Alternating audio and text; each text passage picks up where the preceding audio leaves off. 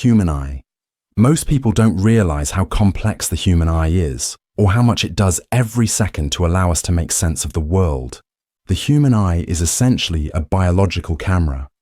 Light enters through the cornea, which bends it, then passes through the pupil, which changes size depending on brightness.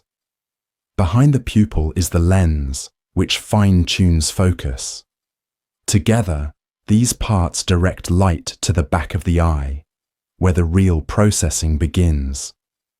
That light lands on the retina, a thin layer of cells lining the inner surface. The retina contains two main types of light-sensitive cells, rods and cones.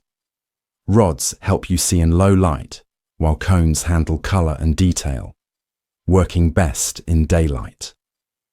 There are three types of cones, each sensitive to different wavelengths, roughly red, green, and blue, which combine to let you see millions of colors.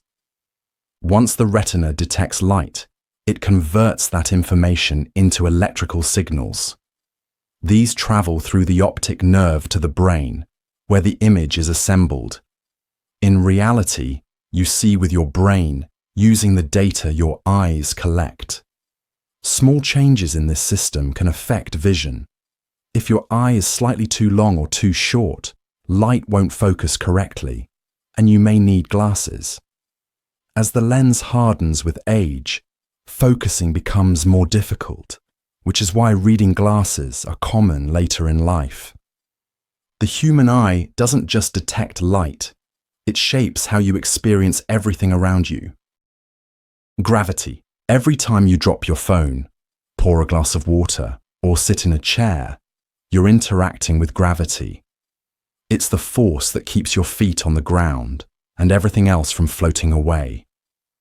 Gravity is the natural attraction between objects that have mass. The more mass something has, the stronger its gravitational pull. Earth is massive, so it pulls everything toward its center, including you. That's why objects fall downward and why you feel your weight pressing into the floor. You don't need to think about gravity for it to work. It's acting on you constantly. When you jump, you rise for a moment, then fall back because Earth's gravity is pulling you down. If you toss a ball, it follows a curved path, not because it's aiming for the ground, but because gravity is pulling on it the whole time. Gravity also holds larger things in place. It keeps the moon orbiting Earth and the Earth orbiting the sun. Even though these objects are moving fast, gravity bends their paths into orbits instead of letting them drift into space. On Earth, gravity gives objects weight. If you go somewhere with less gravity, like the moon, the object's mass stays the same, but it feels lighter because the pull is weaker. Astronauts train for this difference because movement feels different without the same downward force. Although gravity feels constant, it's not exactly the same everywhere. It can change slightly depending on your altitude or the density of the material beneath you. But in daily life, it's stable enough that you rarely notice. From the motion of planets to the way your drink falls when tipped, gravity quietly shapes almost everything you experience. Light. You switch on a lamp, and instantly the room becomes visible. That's the basic experience of light, something we rely on constantly without giving it much thought. Light is a form of energy. It travels in waves and moves incredibly fast, about 300,000 kilometers per second. The kind of light we can see with our eyes is called visible light, and it's just a small part of a larger spectrum that also includes things like infrared and ultraviolet. But in everyday life, we mostly care about the part that helps us see. When light hits an object, some of it gets absorbed and some of it bounces off. The light that reflects off the object reaches our eyes, and our brain interprets it as color and shape. That's how we recognize everything from a red apple to a blue sky. Without light, none of this would be possible. You wouldn't be able to see your surroundings, read a book, or even see your own face in the mirror. Most of the light we use comes from two main sources: natural light, like sunlight, and artificial light, like bulbs and screens. Sunlight is a mix of all the colors of visible light and is also the main source of warmth for our planet. Artificial lights are designed to mimic parts of that spectrum, whether it's the warm glow of a bedside lamp or the bright white of an LED screen. Light also affects more than just sight. It plays a role in regulating your sleep cycle, your mood, and even how plants grow. In short, it's a key part of life. Understanding light helps explain everything from how a rainbow forms to why sunglasses work. Music. You hear it in the background at the grocery store, in your headphones during a walk, or blaring from a passing car. Music is everywhere. And yet, what you're hearing is simply organized sound. At its core, music is a structured sequence of vibrations.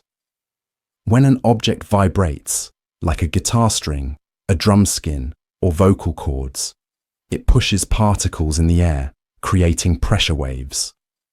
These waves travel to your ears, where your brain decodes them as sound. What makes it music, and not just noise, is how those sounds are arranged in patterns your brain can recognize: rhythm, melody, harmony. For example, tapping your fingers at even intervals is rhythm. Changing the pitch of those taps, like hitting a higher note after a lower one, creates melody. Stack a few notes together and you get harmony. Even without formal training, your brain detects these patterns and starts forming expectations. That's why you can often feel when a song is about to drop or resolve. Your brain is predicting the next sound. Different cultures and individuals might prefer different styles, but the building blocks are the same. Notes, timing, volume. All of it is just manipulating air to trigger a response in the brain. And that response isn't random. Music activates areas tied to emotion, memory, and even movement. That's why a certain song might make you feel something, help you remember a moment, or get you to tap your foot. So while music feels personal, underneath it is a universal process. Vibrations, patterns, and brain chemistry working together. It's one of the most complex things we experience, and we do it without even trying. Dreaming. You close your eyes at night, and hours later you wake up remembering something strange. Maybe you were flying, or back in school, or speaking a language you don't know. That's dreaming. Dreaming is what your brain does while you sleep, especially during a stage called REM, short for rapid eye movement. During REM sleep, your brain becomes more active. Your eyes move quickly under your eyelids, your heart rate increases slightly, and most of your muscles are temporarily turned off. This is when most vivid dreams happen. Even though your body is resting, your brain stays busy. It pulls from memory, emotion, recent experiences, and imagination, stitching these pieces together into scenes and events. That's why dreams often feel familiar, but also bizarre. They combine real elements in ways that wouldn't normally happen when you're awake. Not all dreams are stories. Some are just flashes of images or disconnected events. Others can feel realistic and follow a clear sequence like a short film. You might not remember most of them, but dreaming happens several times each night during every REM cycle. Scientists still don't fully understand why we dream, but there are a few ideas. One is that dreams help your brain process emotions and experiences. Another is that they assist with memory, sorting, storing, and even rehearsing information. Some researchers also think dreams might be your brain's way of maintaining activity and checking its systems while the body rests. What's clear is that dreaming is a normal part of sleep. It shows that even when you're unconscious, your brain is still working, running simulations and blending thoughts in ways that don't follow everyday logic. You're not just resting, you're experiencing, even if you don't remember it. Memory. You remember where you parked your car, how to unlock your phone, or the name of someone you just met, all thanks to memory. Memory is your brain's ability to store, keep, and bring back information. It's what allows you to carry experiences from one moment into the next. There are different types of memory, and they work together constantly, often without you noticing. The process starts with encoding. When you see, hear, or do something, your brain takes in that information and begins turning it into a format it can use. For example, when you read a new phone number, your brain temporarily holds it in short-term memory. This kind of memory lasts just seconds, unless you repeat or rehearse the information. If that information sticks, it moves into long-term memory.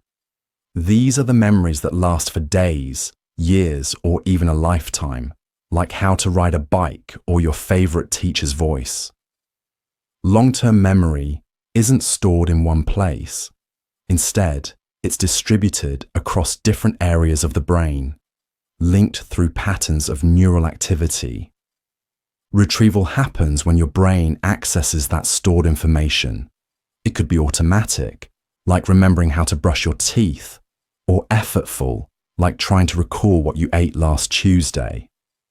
Sometimes memory is accurate, and sometimes details get filled in or left out, especially over time. Memory is flexible. It helps you learn from past experience, plan for the future, and make decisions. It's also highly influenced by attention, emotion, and repetition. You're more likely to remember something if it felt important, or if you encountered it more than once. From everyday tasks to personal history, memory is the system your brain uses to hold onto the past and make sense of the present. Deja vu. You're having a normal conversation, then suddenly you feel like you've had this exact moment before. That's deja vu, the strange, brief sensation that something completely new feels oddly familiar. Deja vu is a common mental glitch. Most people experience it at least once in their lives, often during ordinary, low-stress moments. The feeling usually lasts a few seconds, and then it passes without explanation. While it can feel uncanny, it's not a sign of anything serious for most people. Researchers believe deja vu is related to how the brain processes memory. Normally, when we experience something new, our brain categorizes and stores that information as a fresh event. But occasionally, a small delay or misfire in the brain's memory systems may cause new information to be processed as if it's already been stored. In other words, the brain momentarily confuses a new experience for a memory. One explanation suggests that deja vu happens when there's a split-second delay between different parts of the brain processing the same event. For example, if one side registers what you're seeing slightly ahead of the other, the second signal might feel like a memory, even though it's happening in real time. Another theory is that deja vu might be triggered when a current scene shares subtle similarities with something you've experienced before, even if you don't consciously remember it. A similar layout, sound, or smell could activate the brain's familiarity circuits without a specific memory to match. While there's still more to learn about it, deja vu appears to be a harmless byproduct of how the brain manages perception and memory. It's a quick reminder that even familiar experiences can come from unexpected brain shortcuts. Sleep. Every night, your body shuts down for hours. But during that time, your brain is hard at work. Sleep is a natural state of rest where your body becomes less responsive to the environment, and your brain follows a structured cycle of activity. It's not just about recharging energy. Sleep plays a critical role in memory, physical repair, emotional balance, and cognitive function. There are two main types of sleep: non-REM and REM, as mentioned earlier. You cycle through them in roughly 90-minute intervals. Non-REM sleep includes deep, restorative stages where the body repairs tissues and strengthens the immune system. During REM, the brain becomes active while your muscles remain mostly still. This phase helps with learning, emotional processing, and problem solving. Throughout the night, your brain uses sleep as a kind of housekeeping tool. It consolidates information from the day, flushes out metabolic waste, and regulates hormones like melatonin and cortisol. Without enough sleep, these systems start to break down, affecting your mood, focus, and even your metabolism. Sleep isn't controlled by a single switch. It's regulated by your circadian rhythm, a 24-hour internal clock, and sleep pressure, which builds the longer you stay awake. When both align, your body naturally feels ready for rest. Common disruptions like bright screens, caffeine, or stress can interfere with these systems, making it harder to fall or stay asleep. Over time, poor sleep quality can impact physical health just as much as diet or exercise. Sleep might feel passive, but it's actually one of the most active and complex processes your body performs, fine-tuned to keep you functioning, learning, and balanced every day. Flow state. You sit down to work, time passes without you noticing, and by the end, you've made real progress without feeling distracted. That's a flow state. Flow is a mental condition where your attention becomes fully absorbed in an activity. You're not multitasking or checking the clock. Your thoughts are focused, your actions feel smooth, and your mind isn't drifting. This happens when you're doing something that challenges you just enough to keep you engaged, not so hard that it's frustrating, and not so easy that it's boring. Flow can happen in many situations. It might be while writing, coding, drawing, or even playing a sport. The task usually has clear goals, immediate feedback, and requires concentration. For example, a musician practicing a piece might lose track of time, or someone solving a puzzle might forget about everything else until it's done. In the brain, flow involves a balance of chemicals like dopamine and norepinephrine, which support focus and motivation, and a drop in activity in the parts responsible for self-monitoring. That's why people in flow often report losing awareness of themselves or their surroundings. They're fully in the task. Flow also depends on your environment. Interruptions, background noise, or frequent task switching can break it. That's why it's more likely to happen when you're alone, undistracted, and working with purpose. Some people even design their routines around maximizing flow by setting up quiet blocks of time or removing distractions. Flow is useful because it improves focus, efficiency, and satisfaction. People tend to perform better and feel more invested in what they're doing. It doesn't require talent, just the right conditions and a task that's worth your attention. Once those align, flow does the rest. Consciousness. Right now, you're watching this video, hearing this voice, processing what it means. That's consciousness in action. It's your ongoing experience of the world and yourself. At its most basic level, consciousness is your awareness. When you open your eyes and recognize your surroundings, when you feel hunger or remember where you left your keys, your brain is producing conscious experience. It combines what you sense with what you know and creates a moment-by-moment stream of awareness. That stream isn't all or nothing. There are levels to it. You can be fully alert, groggy, focused, distracted, or even asleep and dreaming. Each of those states reflects a different pattern of brain activity. For example, during deep sleep, your brain slows down and disconnects from sensory input. During dreams, it becomes internally active, generating vivid scenes and emotions without any outside trigger.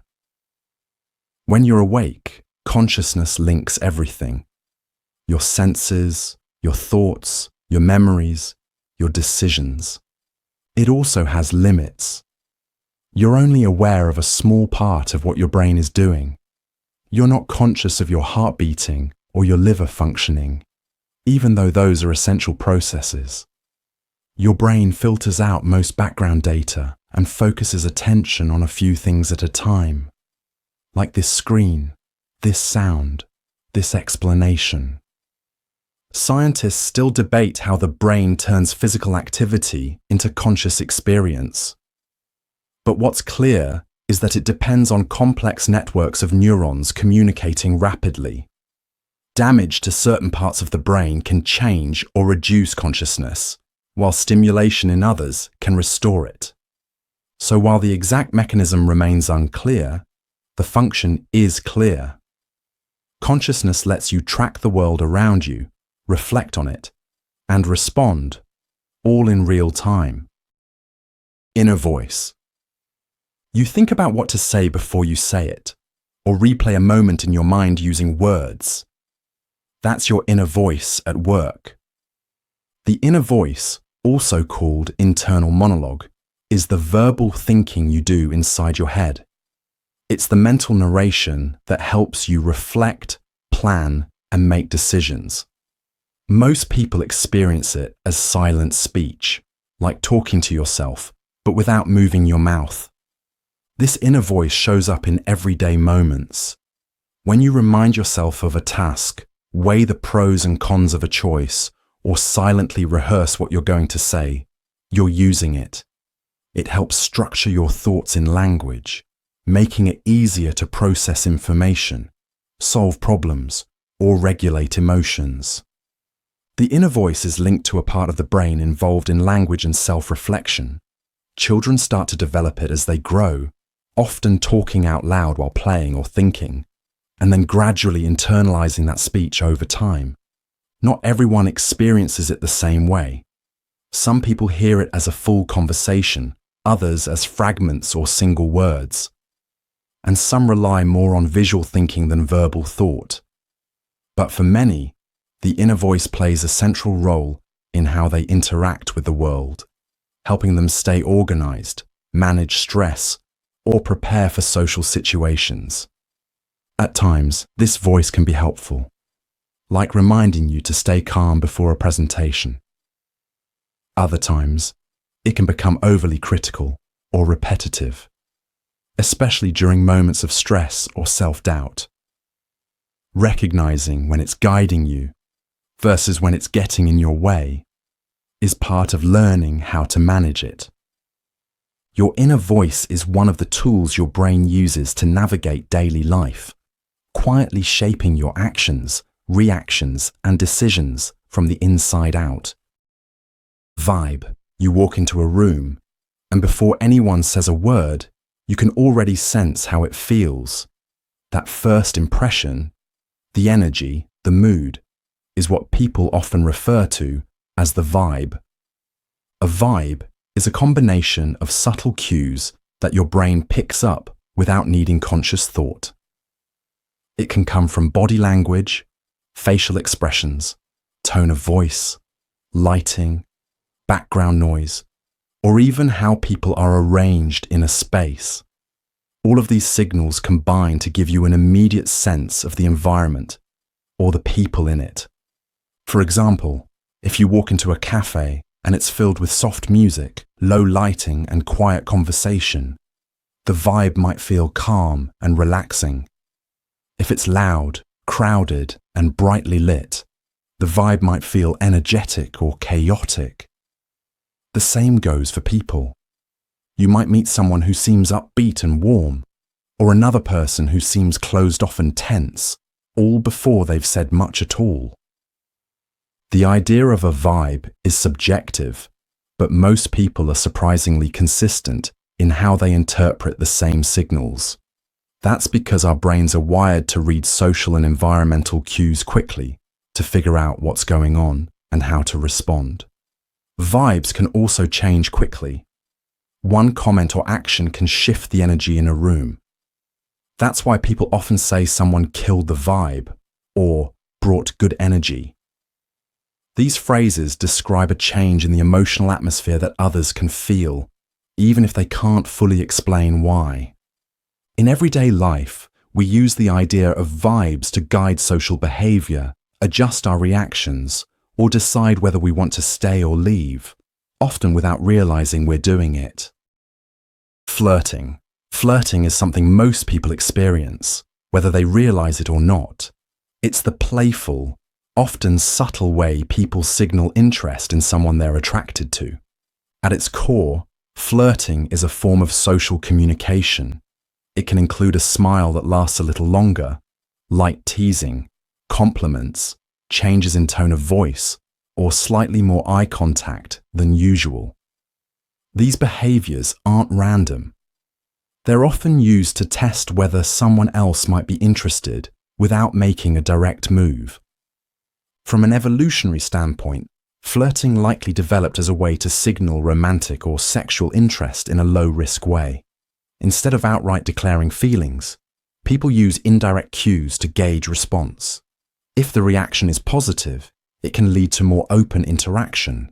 If not, both people can move on with minimal awkwardness.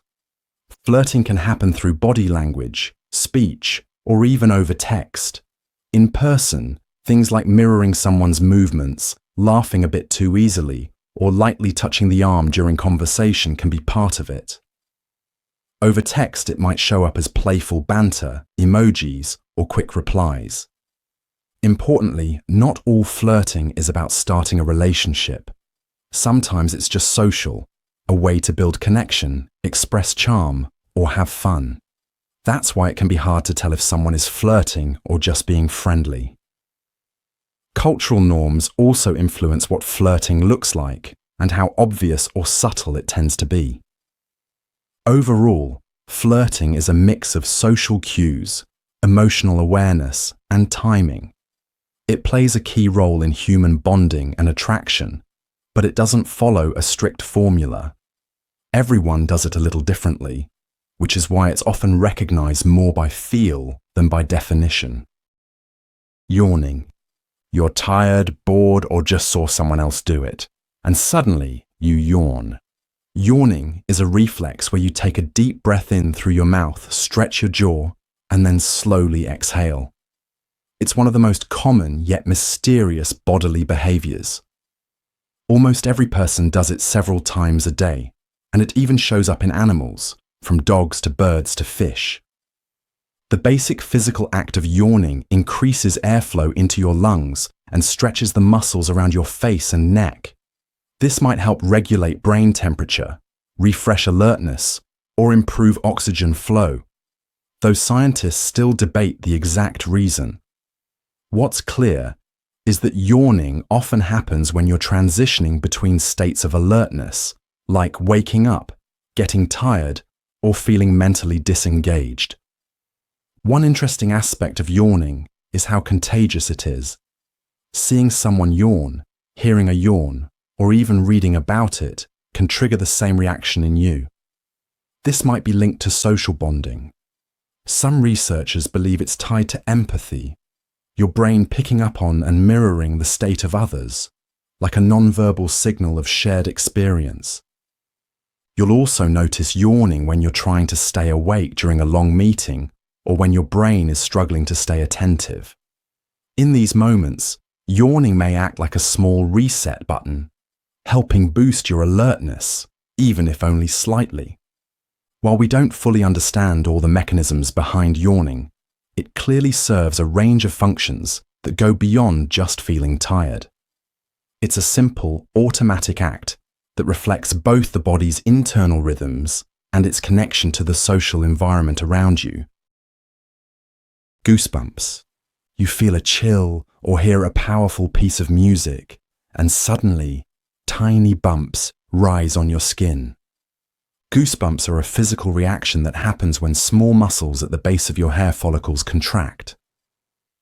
These muscles are called erector pili, and when they tighten, they cause the hairs on your skin to stand up, creating a bumpy texture.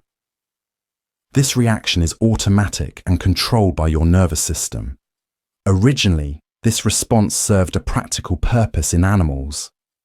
Raising the fur traps more air, creating insulation and helping regulate body temperature. It also makes animals appear slightly larger when threatened.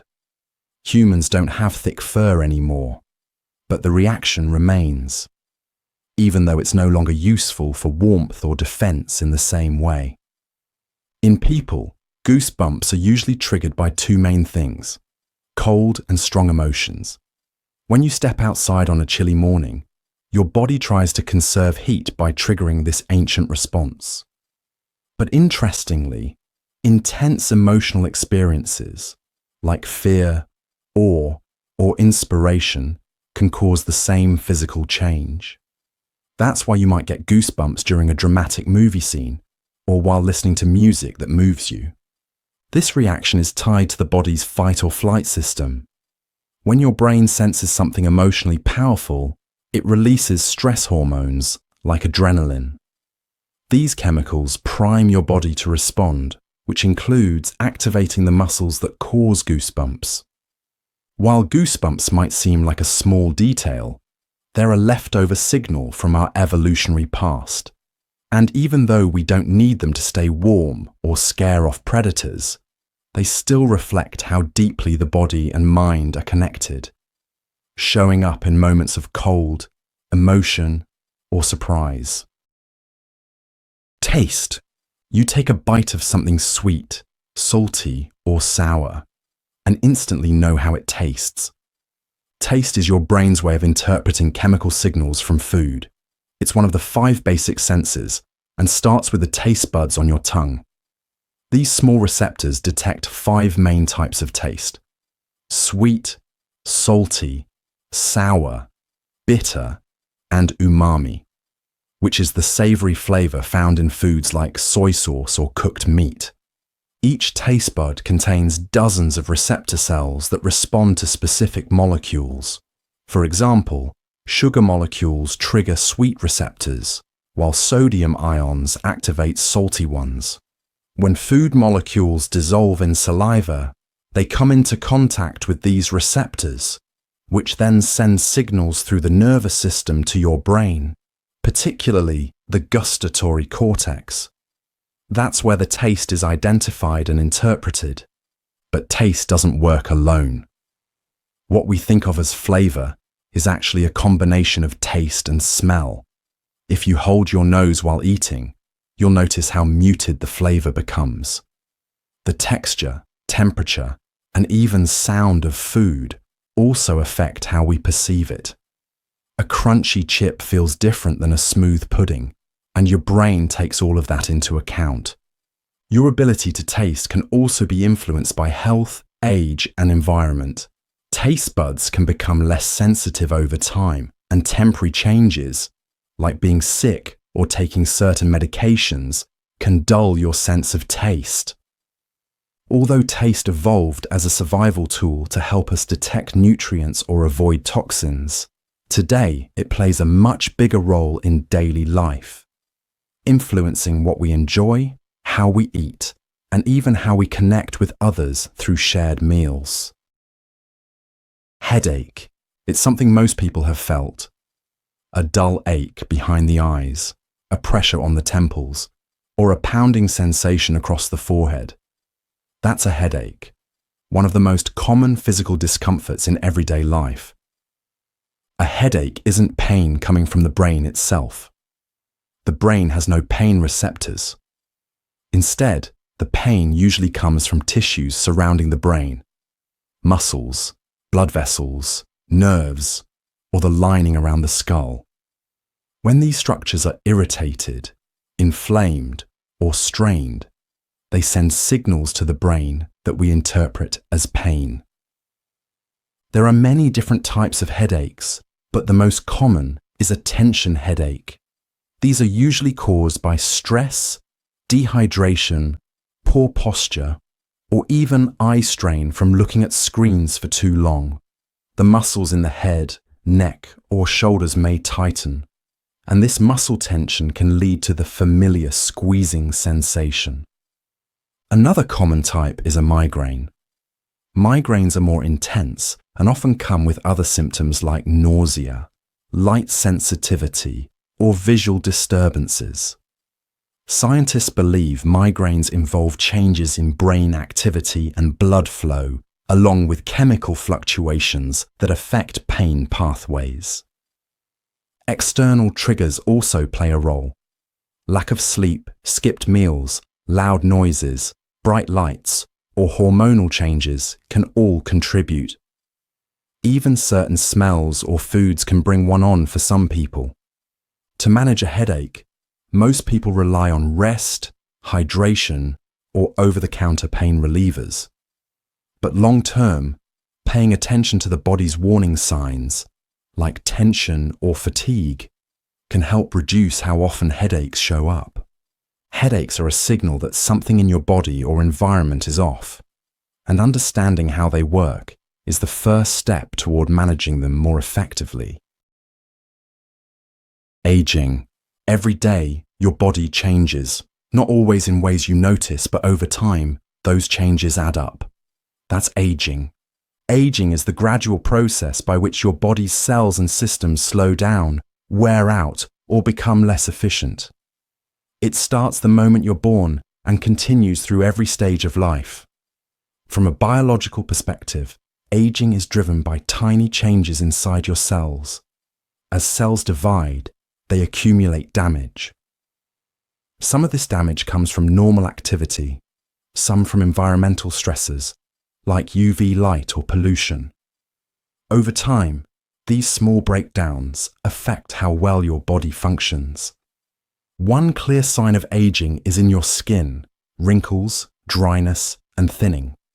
Internally, your muscles lose mass, bones become less dense, and organs may not perform as sharply as they once did. Your immune system also weakens, and the brain's processing speed can slow. These shifts don't happen all at once, but they form a slow, ongoing pattern that everyone experiences. On a molecular level, structures called telomeres, caps at the ends of your DNA strands, shorten with each cell division. When they get too short, cells stop dividing or die, which contributes to the physical effects of aging. Lifestyle also plays a role.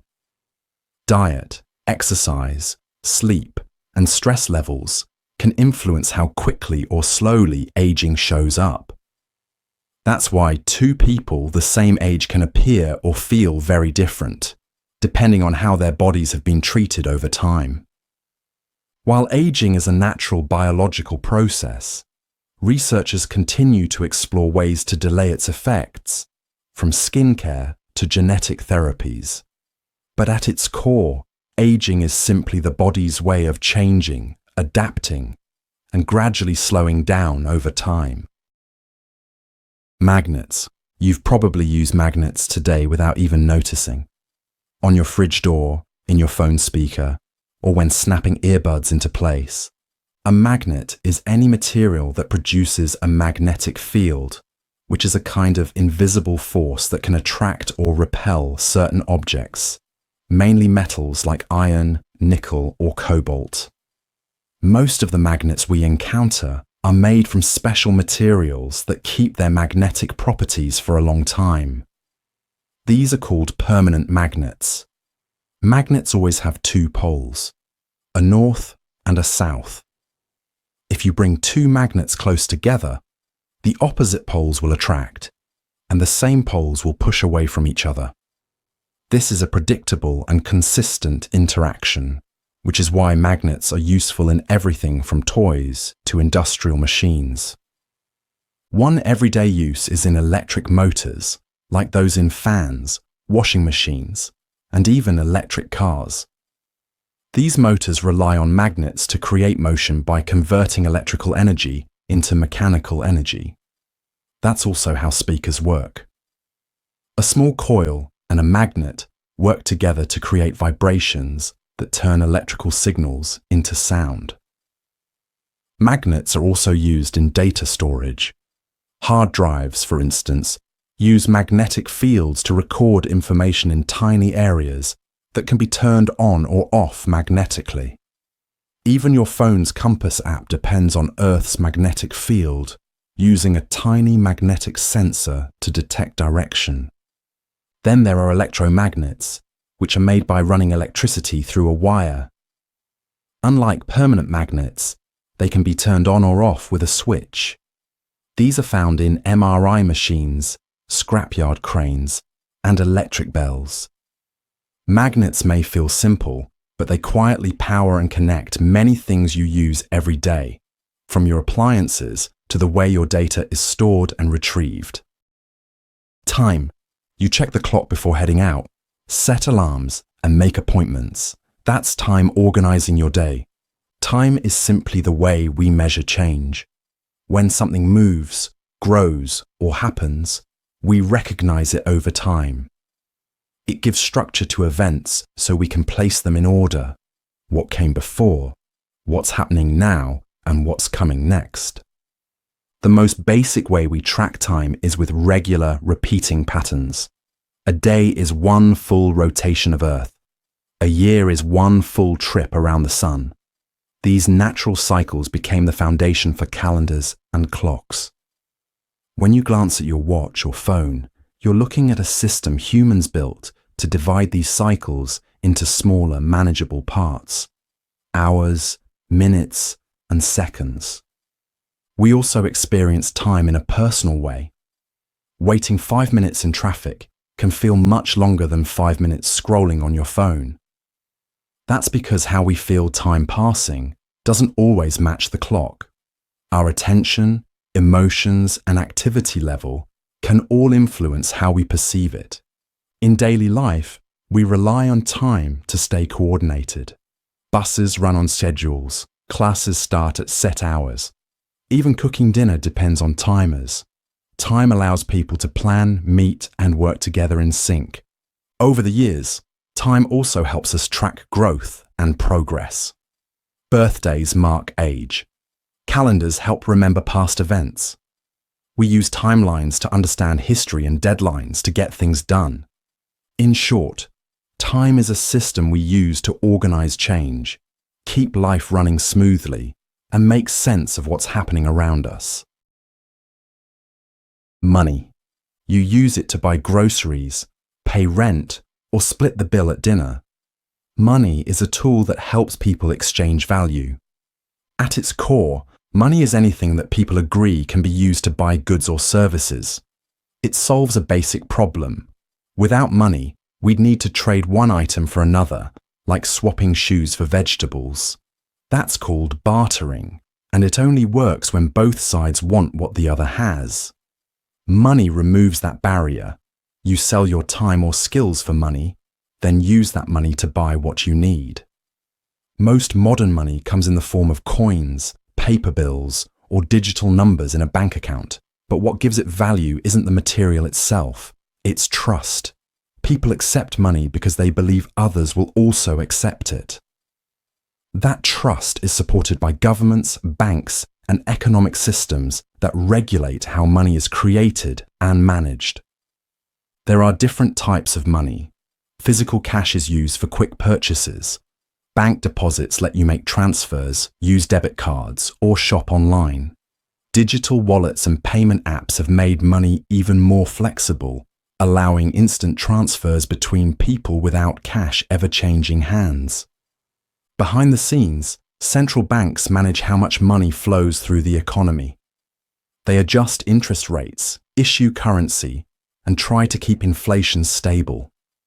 Too much money can lead to prices rising. Too little, and the economy can slow down. Money also plays a psychological role. People save it for security, spend it for comfort, and often tie it to success or freedom. But its function remains simple. It's a medium of exchange, a unit of account, and a store of value that keeps our daily transactions running smoothly. Algorithm. Every time you scroll through your favorite app or search for something online, you're interacting with an algorithm.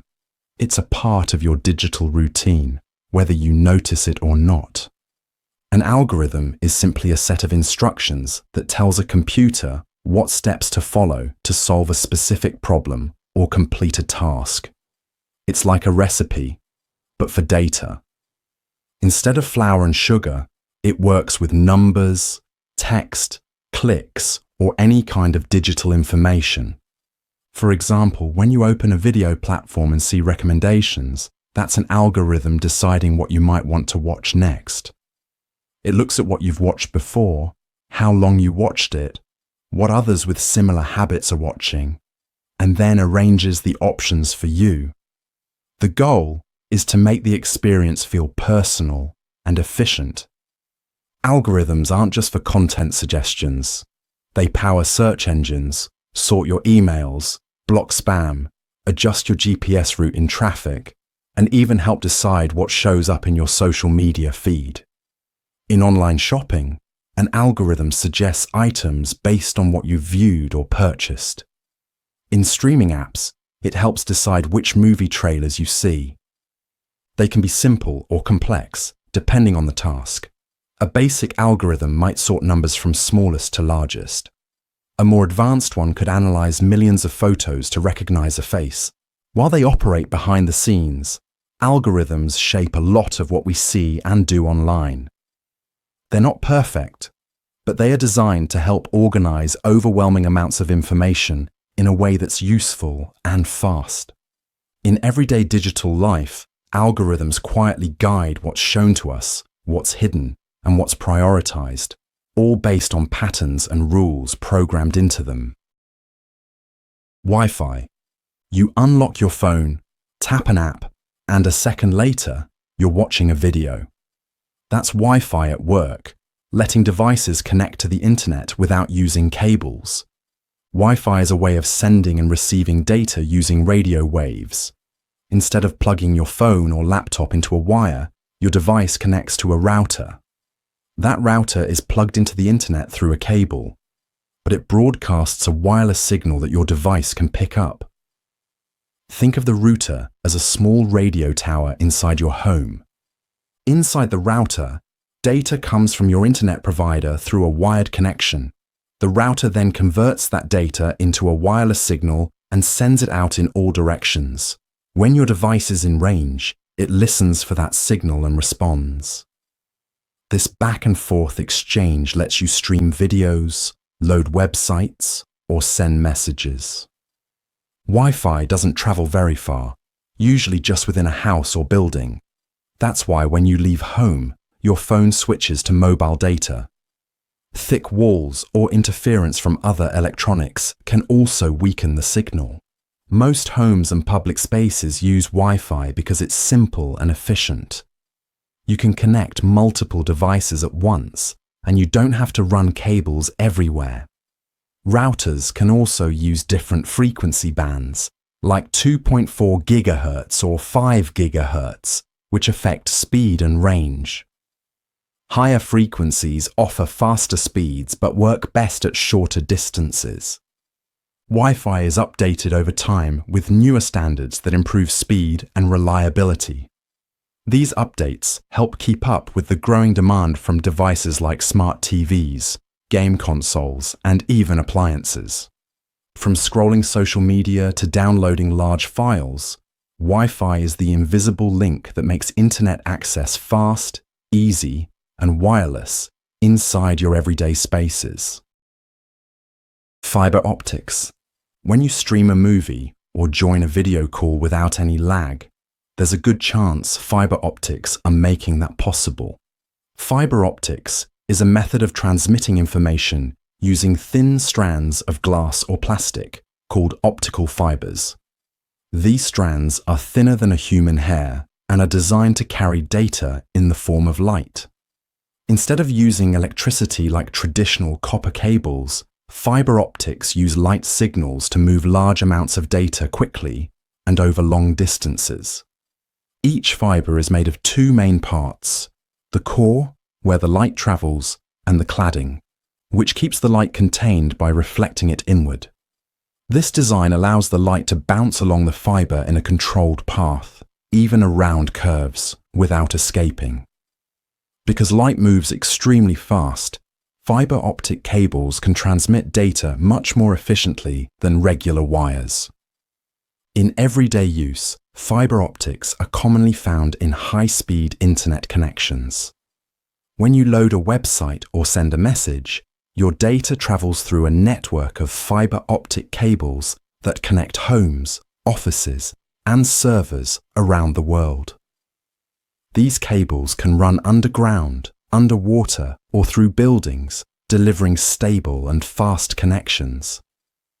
Fiber optics are also used in other areas like medical imaging devices and some types of lighting systems. But their biggest impact has been in telecommunications, where they have replaced older systems that couldn't keep up with the growing demand for faster and more reliable internet. Because of their speed and efficiency, fiber optic networks have become the backbone of modern communication. Whether you're streaming, downloading, or just checking your email, fiber optics help deliver the data quickly and clearly. Self-driving. You may have seen a car driving itself through traffic with no hands on the wheel. That's a self-driving car. Self-driving, or autonomous driving, refers to a vehicle that can operate without direct human input. Instead of relying on a driver, the car uses a combination of sensors, software, and maps to understand its surroundings and make decisions on the road. The system starts with sensors placed around the vehicle. These include cameras that recognize traffic lights, pedestrians, and road signs.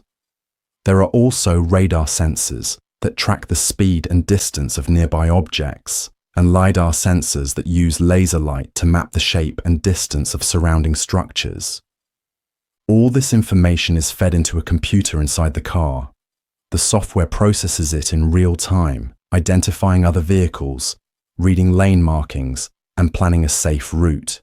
It can steer, accelerate, and brake automatically, responding to changes in traffic just like a human would, sometimes even faster. For example, in stop-and-go traffic, a self-driving car can follow the car in front, maintain a safe distance, and stop when needed. On highways, it can stay in its lane, change lanes when necessary, and adjust its speed based on traffic flow. Some cars can even park themselves. There are different levels of self-driving capability, ranging from basic driver assistance to full autonomy. Most systems today still require a human to be ready to take over. Fully autonomous vehicles, with no steering wheel or driver at all, are still being tested. Self-driving technology aims to reduce accidents, improve traffic flow, and make transportation more accessible. While it's still evolving, many modern cars already include partial automation features that bring us closer to a future where vehicles can drive themselves safely and reliably. Complex human states explained. Curiosity. You come across an unfamiliar word, a strange sound, or a notification you weren't expecting, and suddenly you want to know more. That's curiosity at work. Curiosity is your brain's natural response to gaps in knowledge. It happens when you notice something that doesn't quite make sense, or when you realize there's more to learn about something you already know. It's not just a feeling. It's a built-in system that helps you pay attention, ask questions, and seek out new information. This process starts early. Infants are curious by nature. They touch, stare, and explore constantly. As you grow up, the situations become more complex, but the underlying drive is the same. You might look up a how-to video, read a product review before buying something, or wonder how a feature on your phone works. Curiosity pushes you to fill in the blanks. In the brain, curiosity activates areas tied to learning and reward. When you discover the answer to something you're curious about, your brain responds positively, similar to how it reacts to food or music. This makes learning more enjoyable and easier to remember. There are different types of curiosity. Sometimes it's about solving a specific problem, like figuring out why your computer won't connect to Wi-Fi. Other times, it's more open-ended, like browsing random facts online or exploring a topic just because it's interesting. Curiosity also plays a role in creativity, science, relationships, and even decision-making. It helps you adapt, stay flexible, and discover new ways to approach familiar problems. While not every question leads to a big breakthrough, each one keeps your brain active and engaged. Curiosity is a basic part of how you learn, explore, and connect with the world around you, and it happens more often than you might notice. Focus. You're trying to read a message, finish a task, or follow along with a conversation, and your ability to do that depends on focus. Focus is your brain's way of selecting one thing to pay attention to while filtering out everything else. It's how you block out background noise when listening to someone talk, or stay on a task even when your phone lights up. Without focus, even simple activities become harder to complete. This process starts in your brain's attention system. When something matters, like a deadline, a loud sound, or a moving object, your brain shifts resources toward it. That's why focus feels sharp when you're interested or under pressure, and harder to hold when you're tired or distracted. Your surroundings, energy levels, and even stress can all affect how well you focus. There are two types of attention: selective and sustained. Selective attention is what happens when you choose to zero in on one thing, like reading a sentence while ignoring background chatter. Sustained attention is what allows you to stay focused over time, like working through a project without switching tasks every few minutes. Your brain also has to work against distractions. Notifications, hunger, noise, or even your own thoughts can compete for your attention. Multitasking might seem efficient, but switching between tasks breaks focus and reduces accuracy. Training focus is possible. Techniques like working in short bursts, taking breaks, or removing distractions can help. Activities that demand concentration, like puzzles or certain games, also strengthen attention over time. Focus is not just about willpower. It's a function of how your brain manages resources in real time. The better it handles noise, the clearer your attention becomes. And that clarity is what makes learning, decision-making, and productivity possible. Creativity. You use creativity more often than you might realize. Like when you solve a problem, try a new recipe, or even pick an outfit that feels just right. Creativity is the ability to generate something original by combining existing ideas in a new way. It's not limited to artists or musicians. It shows up in everyday decision-making, from how you organize your schedule to how you explain something to a friend. It's a flexible mental process that allows you to adapt, improvise, and make connections between things that don't obviously belong together. At its core, creativity involves two basic steps: coming up with ideas and evaluating whether they work. You might think of 5 ways to fix a leaky faucet, but choose the one that uses what you already have at home. That process of generating and filtering options is creativity in action. Sometimes it happens quickly, like brainstorming lunch ideas when you're low on groceries. Other times, it builds gradually, like developing a new way to teach something or improving a personal routine over time. Creativity often benefits from constraints, such as limited time or resources, because they force you to think differently. Different people express creativity in different ways. Some through visuals, others through speech, movement, or even humor. It's not about being artistic. It's about finding new approaches in everyday life. Psychologists link creativity to both divergent thinking, coming up with many possibilities, and convergent thinking, narrowing them down to a useful one. The brain regions involved often overlap with those used in memory, emotion, and planning. Creativity is not a fixed trait, but a skill that can grow with practice. It plays a role in innovation, self-expression, and problem-solving, making it one of the most practical and versatile abilities we use day to day. Overthinking.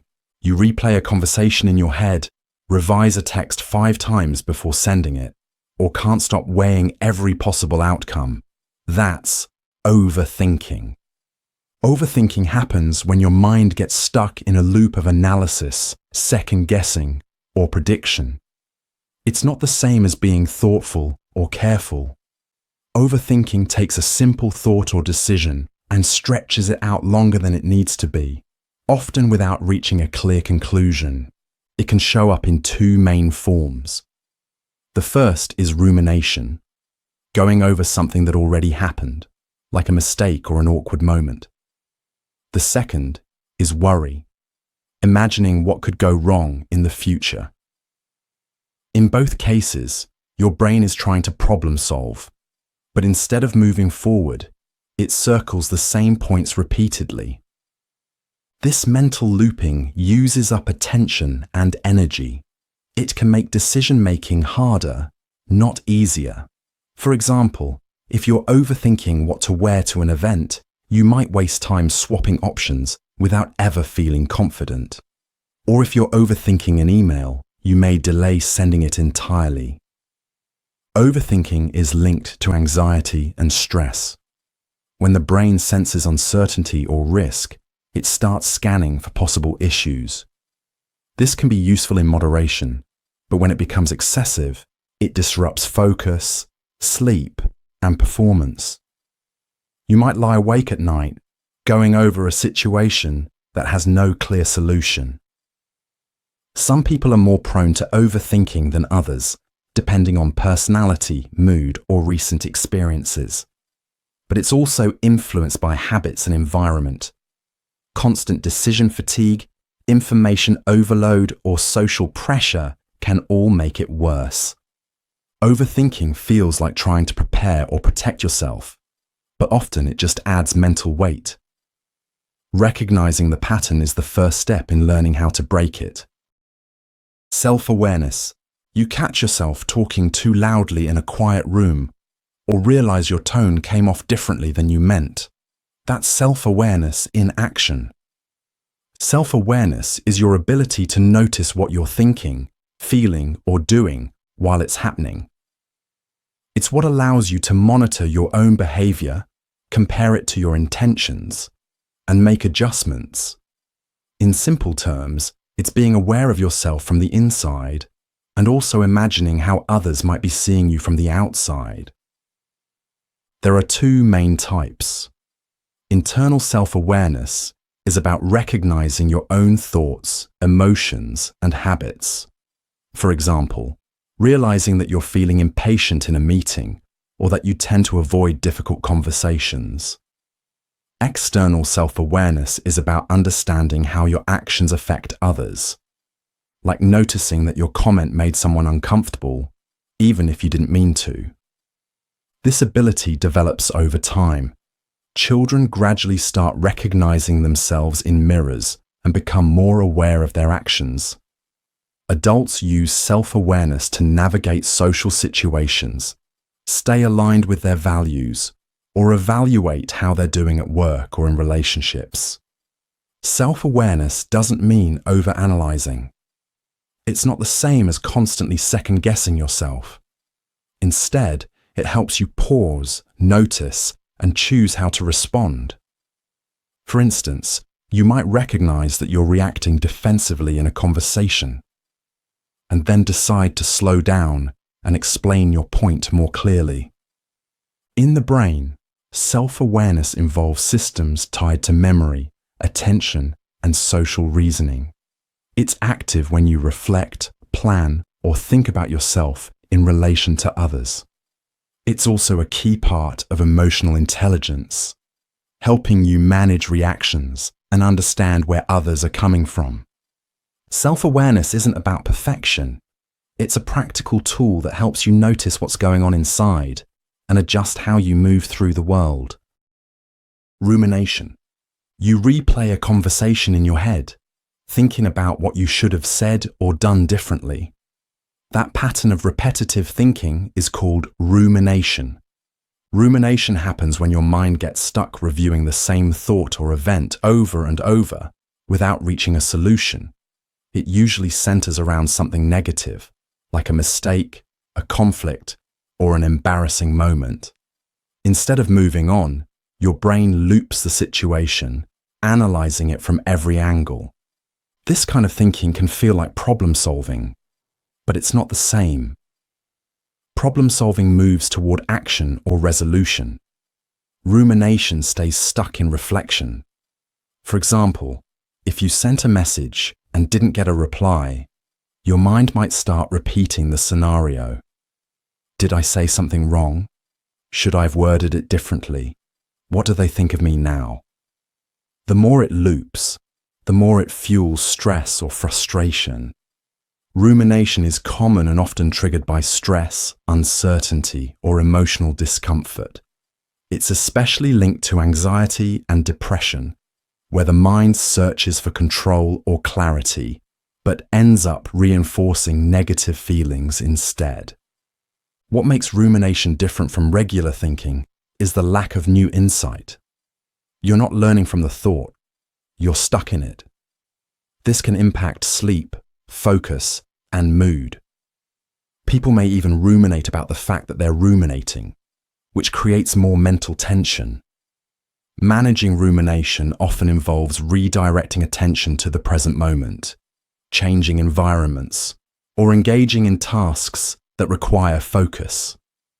Talking thoughts through with someone else can also help break the cycle by introducing a new perspective. Rumination doesn't mean something is wrong with you. It's a habit the brain sometimes uses to process discomfort. And like any habit, it can be noticed, understood, and eventually interrupted. Procrastination. You sit down to start a task, open your phone for a second, and suddenly an hour has passed. That's procrastination. Procrastination is the habit of delaying something even when you know it's important. It's not about laziness. Most people who procrastinate care about getting things done.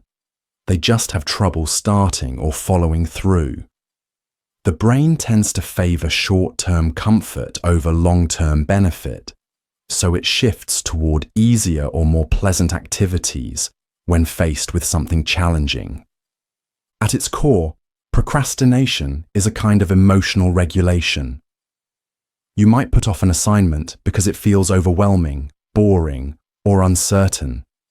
So instead, your brain looks for something that feels better right now, like watching a video, reorganizing your desk, or checking messages.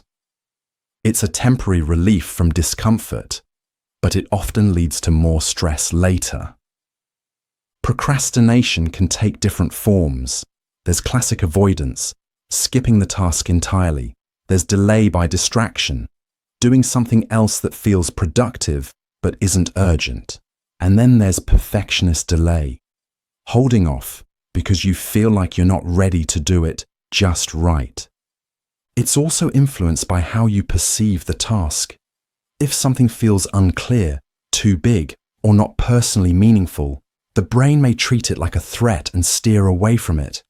That's why even smart, capable people procrastinate. It's not about skill, it's about how the task feels emotionally. Breaking procrastination often starts with making tasks feel smaller, clearer, or more manageable. Setting a short timer, simplifying the first step, or changing your environment can help the brain shift out of avoidance mode. Procrastination isn't a sign of failure. It's a common response to discomfort, and once you understand it, you can start making choices that keep you moving forward. Confidence. You walk into a room, speak up in a meeting, or try something new without hesitation. That's confidence at work. Confidence is your belief in your ability to handle a situation. It's not about knowing everything or being perfect. It's about trusting that you can figure things out as you go. This trust comes from experience, preparation, and sometimes just a willingness to try. There are different types of confidence. Task-specific confidence shows up when you've practiced something, like giving a presentation or fixing a bike. You've done it before, so you feel capable. Then there's general self-confidence, a broader sense that you can handle challenges, even unfamiliar ones. Confidence isn't fixed. It can grow over time, and it can change depending on the situation. Someone might feel confident at work, but nervous in social settings, or confident giving advice, but unsure when asking for help. It shifts based on context, feedback, and mindset. A big part of confidence is how you interpret mistakes. People who build confidence tend to treat setbacks as part of the process, not proof that they should stop trying. For example, if someone messes up while learning to cook, they adjust and try again, instead of deciding they're just bad at it. Body language, preparation, and past success all play a role. Even small wins, like speaking up in a group or completing a difficult task, reinforce the idea that you can handle more than you think. Confidence doesn't mean you never feel doubt. It means you don't let doubt stop you. It's a skill, not a personality trait, and like any skill, it gets stronger the more you use it in real-world situations. Willpower. You wake up early to exercise, even when you'd rather sleep in. That's willpower in action. Willpower is the mental ability to resist short-term temptations in order to meet long-term goals. It's what helps you delay gratification, stay on track, and stick with decisions that aren't always easy in the moment. Whether it's avoiding junk food, finishing a project, or turning off your phone to focus, willpower plays a role. It's often compared to a muscle because it can feel stronger or weaker depending on how much you use it. If you've spent the day making tough decisions or fighting off distractions, your willpower might feel depleted by evening. That's why self-control can seem easier at the start of the day than at the end. But willpower isn't just about saying no. It's also about staying committed to a yes. It helps you take action toward things that matter, even when you're tired, bored, or discouraged. For example, a student using willpower might choose to study instead of watching TV, because finishing that exam is more important in the long run. Interestingly, studies show that willpower can be influenced by how you think about it. If you believe it's limited, you're more likely to feel drained quickly. But if you treat it as something flexible, like a skill you can train, it tends to last longer. That's why habits, structure, and environment matter. They reduce the need for constant self-control by making good choices easier to repeat. Willpower isn't about being strict or harsh with yourself. It's about guiding your behavior with intention, even when distractions or impulses show up. And like any form of strength, it improves with practice and consistency over time. Butterflies in the stomach. You've probably felt it before. A strange flutter in your stomach right before a big event, an interview, or meeting someone important. That sensation is what we call butterflies in the stomach. It's a real physical response triggered by your body's stress system.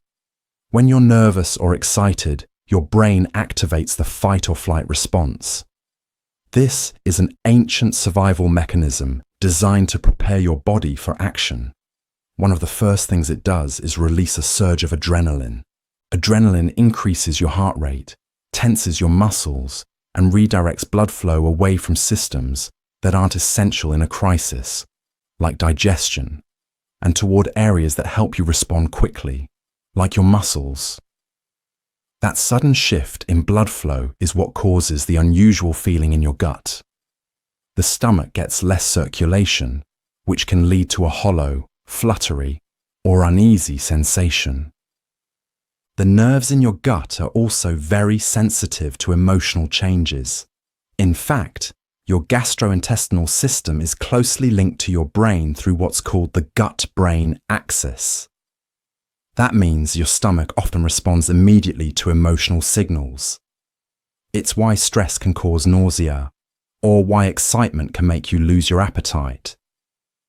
This sensation is most common in situations that involve social pressure, performance, or uncertainty.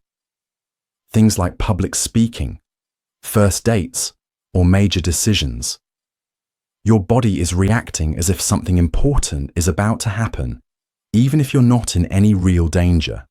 While it might feel uncomfortable in the moment, butterflies in the stomach are simply a side effect of your body preparing you to perform, adapt, or pay closer attention in unpredictable situations. Empathy. You've probably felt it before. Someone else is upset, and suddenly you feel a bit of that emotion too. That's empathy. It's the ability to understand and share what someone else is going through, even if you're not in their situation. Empathy isn't just being nice or polite. It's a built-in response that helps us connect with others. When you see a friend stressed before a big presentation, and your stomach knots up a little, that's your brain simulating their experience. You're not just observing, you're internally mirroring their emotional state. This happens because of how our brains are wired. Certain cells called mirror neurons activate when we see someone experiencing something, especially emotions. These neurons allow us to mentally step into another person's shoes. It's not perfect, but it gives us a rough version of their feelings. Empathy comes in different forms. Cognitive empathy is when you understand what someone is feeling. Emotional empathy is when you actually feel some version of their emotion. Then there's compassionate empathy, when that feeling moves you to help. Everyday examples are everywhere. When you slow down to comfort someone who's had a bad day, or when you wince watching someone trip. Those small reactions are built on empathy. It helps people form friendships, support each other, and function in social groups. But empathy isn't automatic all the time. Stress, fatigue, or even unfamiliarity can reduce how empathetic we feel in a given moment. Still, it's a skill that can be strengthened with awareness and practice. Empathy isn't just an emotional response. It's a mental tool that helps us understand one another and build better social connections. Anxiety. You've probably felt it before. A tight chest, racing thoughts, maybe a knot in your stomach before a big meeting or unexpected phone call. That's anxiety. It's your body and brain reacting to a perceived threat, even if nothing dangerous is actually happening. At its core, anxiety is a survival mechanism. It's part of the body's stress response system, often referred to as fight or flight. When your brain senses something uncertain or risky, like speaking in front of a crowd or waiting for a medical result, it triggers this alert system. Hormones like adrenaline and cortisol are released, increasing your heart rate, sharpening your senses, and preparing your body to react. But anxiety isn't always tied to real danger. Sometimes, your brain interprets everyday situations, like running late, meeting someone new, or checking an unread email, as potential threats. That's when anxiety can feel overwhelming or irrational. The thoughts start spiraling, and the more you try to control them, the more intense they can become. Everyone experiences anxiety at different levels. For some, it's a temporary and helpful push to prepare or focus. For others, it can be persistent and disruptive. Physical symptoms might include sweating, dizziness, or difficulty concentrating. Mentally, it can feel like being stuck in a loop of what-if thoughts. It's also important to know that anxiety isn't always visible. People can appear calm on the outside while battling intense nervousness internally. And because the causes aren't always clear, it can be frustrating to explain or manage. Anxiety is a natural part of the human experience, a signal from your brain that it's trying to protect you, even if the threat isn't always real. Dopamine. You know that little surge of satisfaction you feel when you check off a task or get a message you've been waiting for? That's dopamine at work. Dopamine is a chemical produced in the brain that helps regulate motivation, reward, and pleasure. It's often described as the brain's feel-good signal, but it's more accurate to think of it as a learning and motivation molecule. It pushes you toward things that feel rewarding or beneficial, not just physically, but mentally and emotionally too. When you do something that your brain interprets as positive, like eating your favorite food, hitting a workout goal, or even just scrolling social media, dopamine is released. It tells your brain, "This was good. Let's remember this and do it again." That's why habits, both helpful and harmful, can become so hard to break. Dopamine also plays a role in anticipation. It's not just about the reward itself, but the build-up. That's why checking your phone over and over, even without notifications, can feel oddly compulsive. Your brain is wired to chase the potential reward. Too little dopamine can lead to a lack of motivation or interest in things you used to enjoy. Too much stimulation of the dopamine system, like with addictive behaviors, can lead to imbalance and burnout over time. It's important to know that dopamine isn't about non-stop pleasure. It's about drive and reinforcement. It helps you focus, learn from your actions, and build patterns of behavior that feel worth repeating. Whether you're setting a goal, craving a snack, or enjoying a moment of success, dopamine is in the background helping steer the experience. Serotonin. You know that steady, calm feeling you get when things feel okay.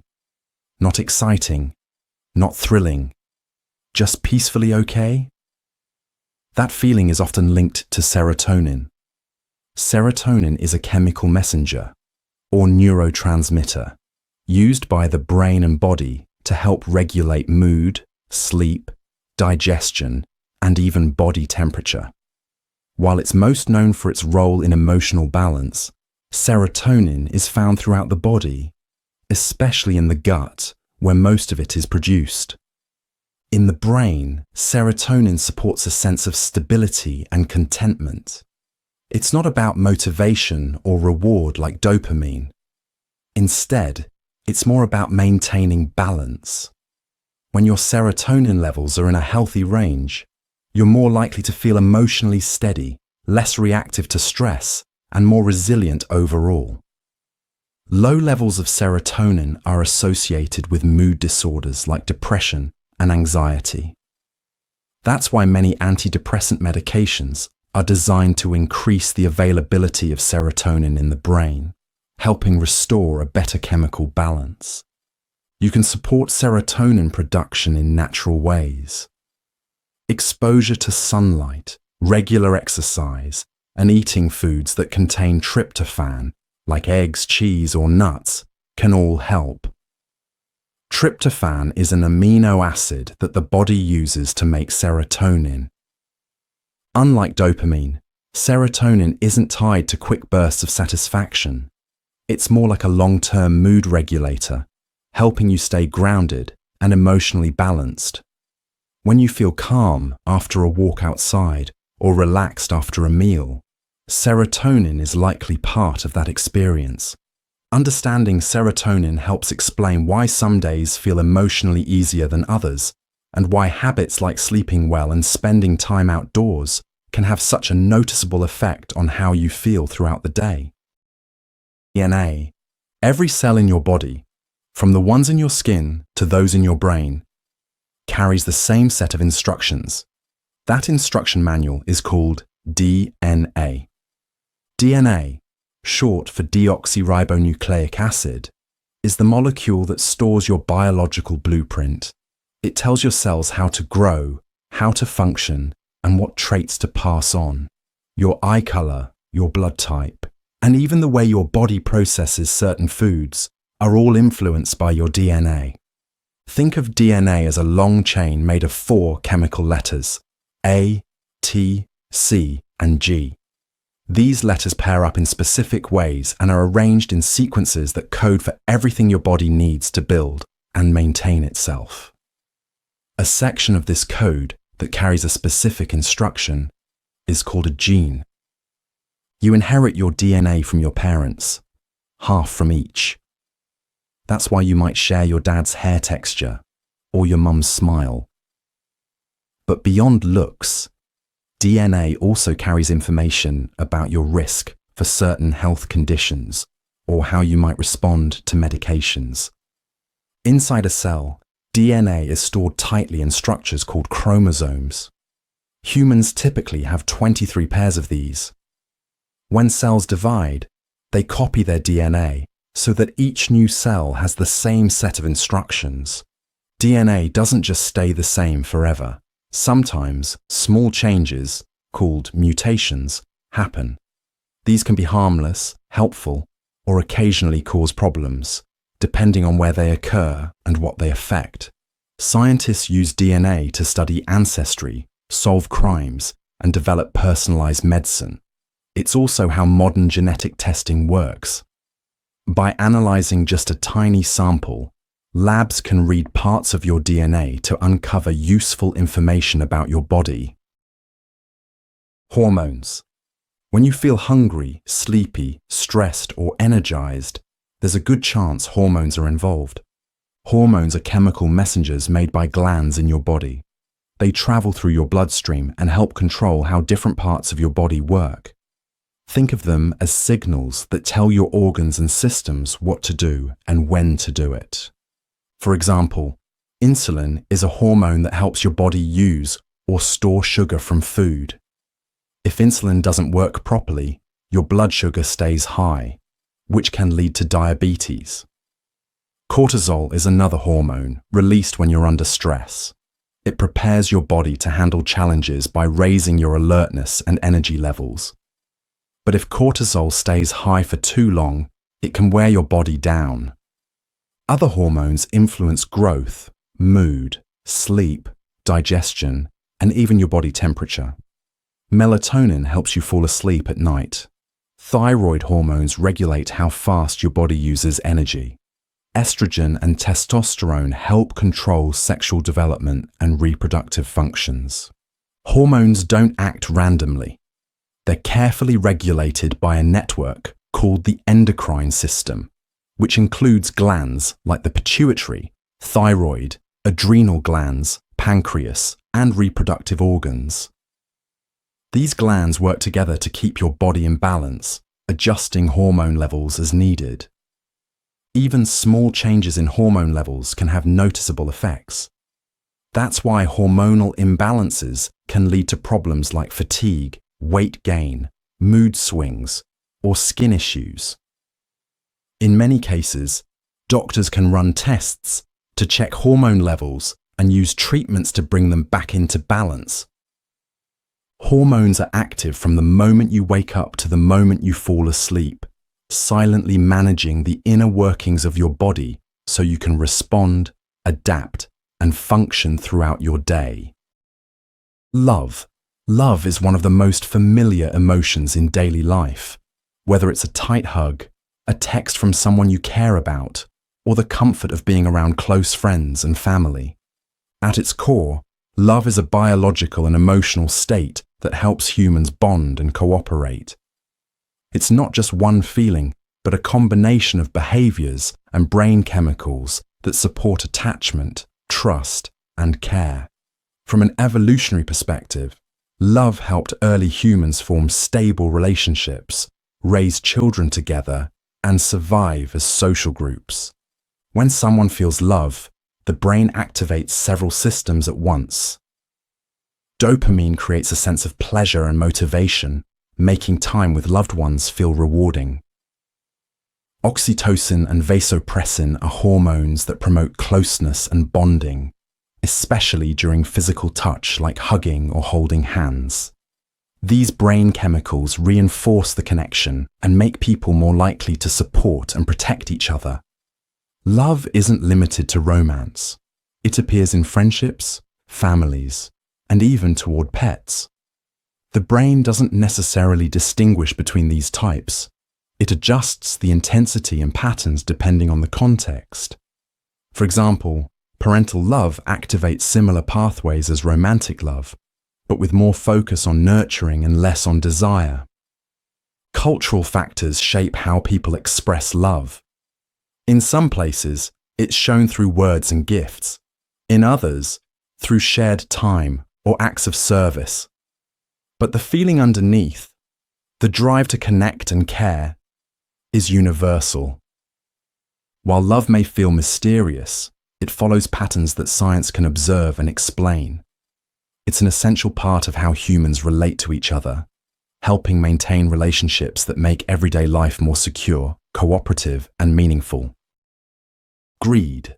Greed shows up in everyday moments, like grabbing more snacks than you need, holding on to money you could easily share, or constantly chasing the next upgrade.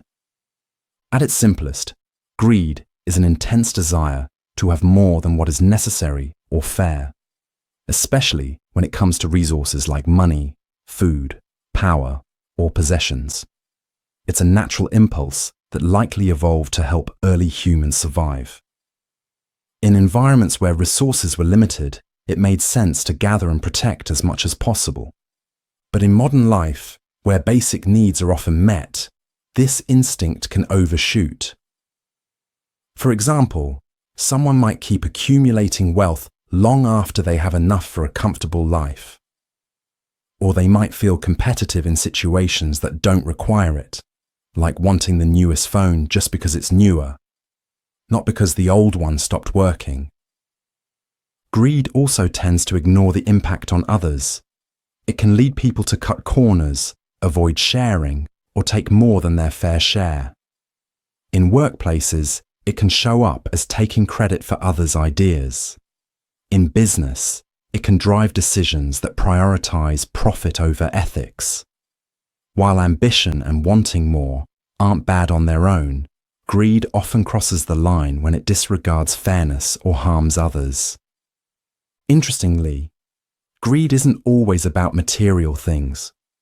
It can also show up in relationships, like craving attention, control, or validation beyond what's healthy.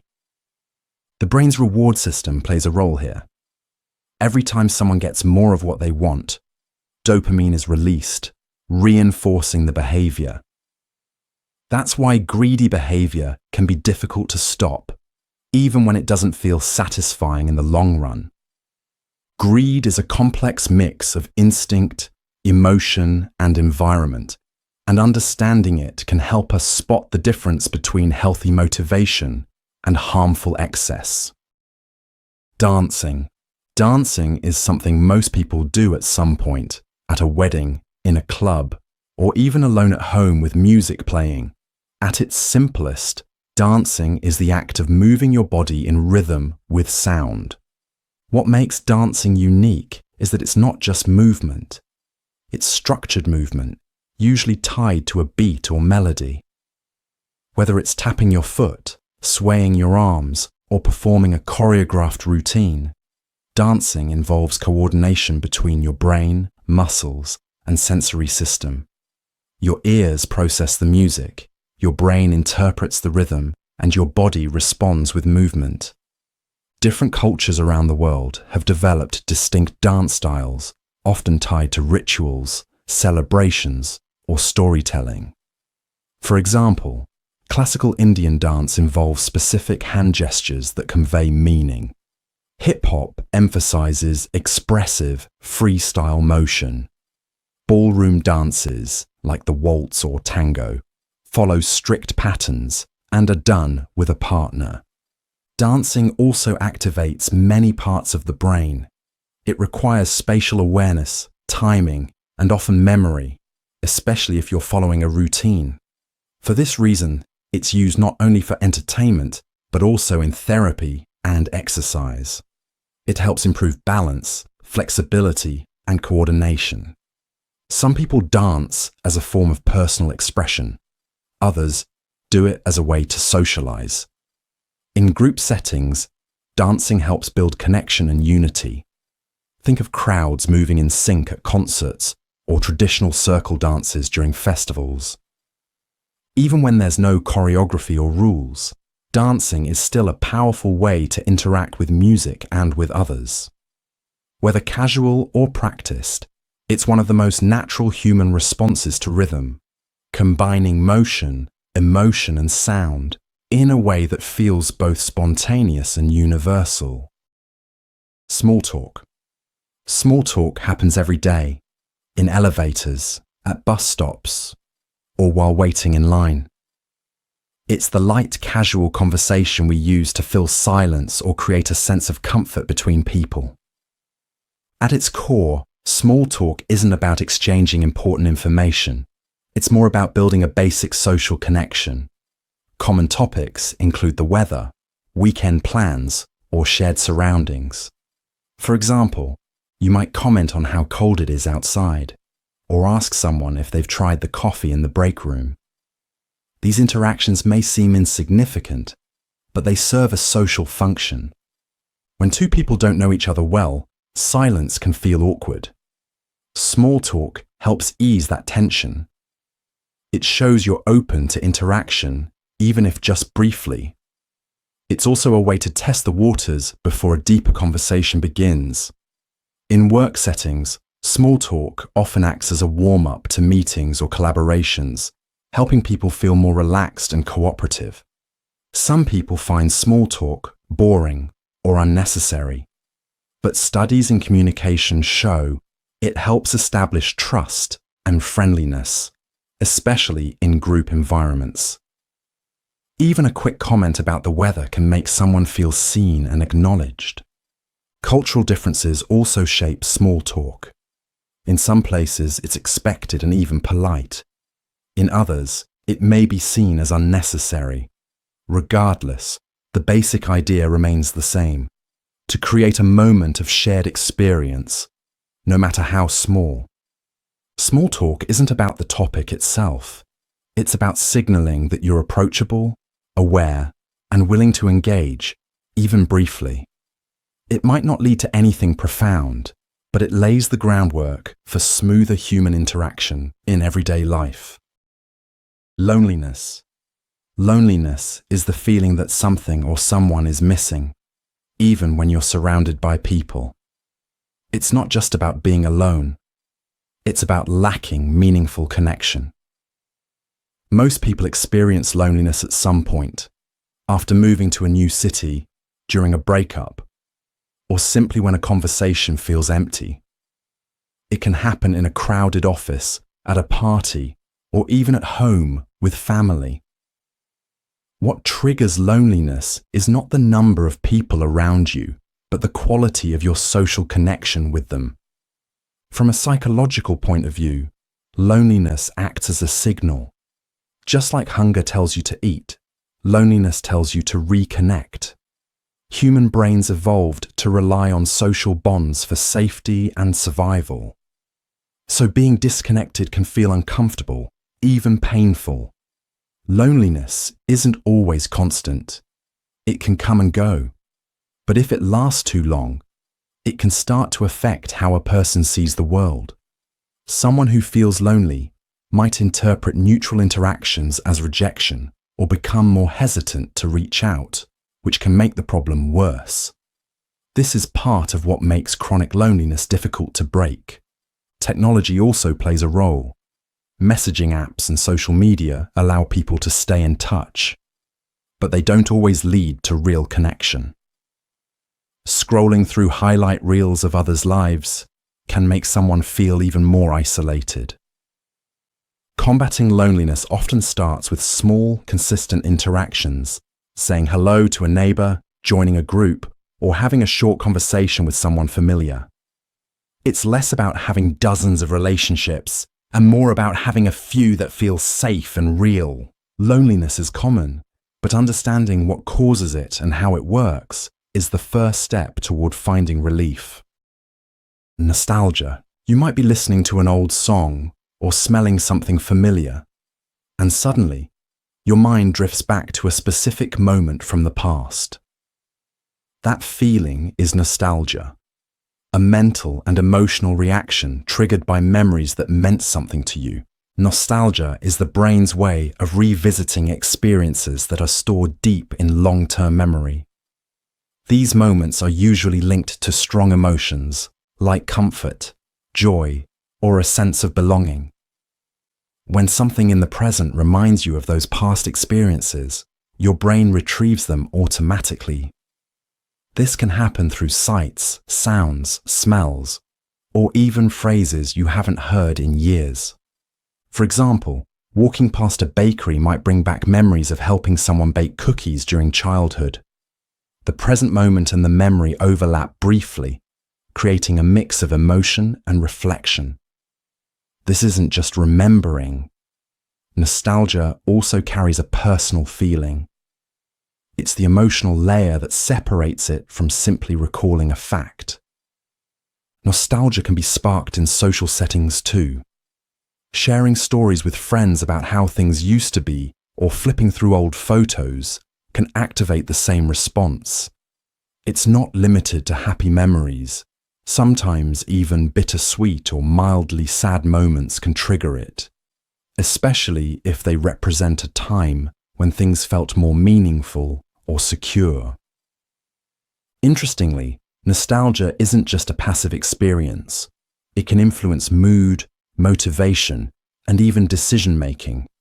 Feeling nostalgic can make people more reflective, more social, or more open to revisiting old hobbies or places. In short, nostalgia is a normal and meaningful part of how the brain connects your past to your present, helping you process your identity and sense of continuity over time. OCD. You've probably had moments when you double-checked if you locked the door or turned off the stove. That's normal.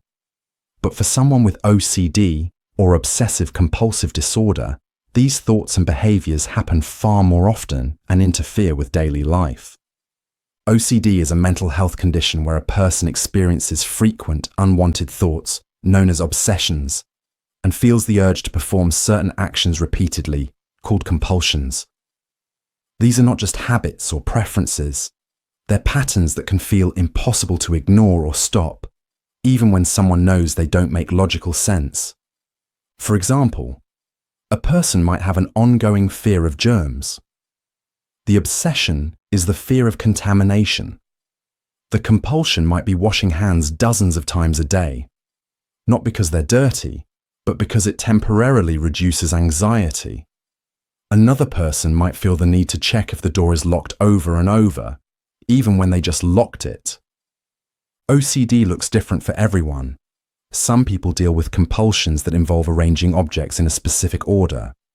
Others might have obsessive thoughts about harm coming to loved ones and engage in rituals to prevent it, like repeating certain words or actions. It's important to understand that OCD isn't about being neat or perfectionistic. It's about anxiety and the brain's way of trying to reduce that anxiety through repetitive behavior. The relief from doing the compulsion is often short-lived, and the cycle repeats itself. While OCD can be distressing and time-consuming, it is treatable. Therapies like CBT, especially exposure and response prevention, are commonly used. In some cases, medication is also part of the treatment.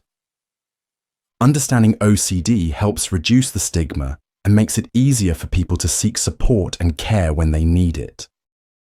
Pareidolia. You've probably looked at a cloud and seen the shape of an animal or a face in the front of a car. That everyday experience is a result of something called pareidolia.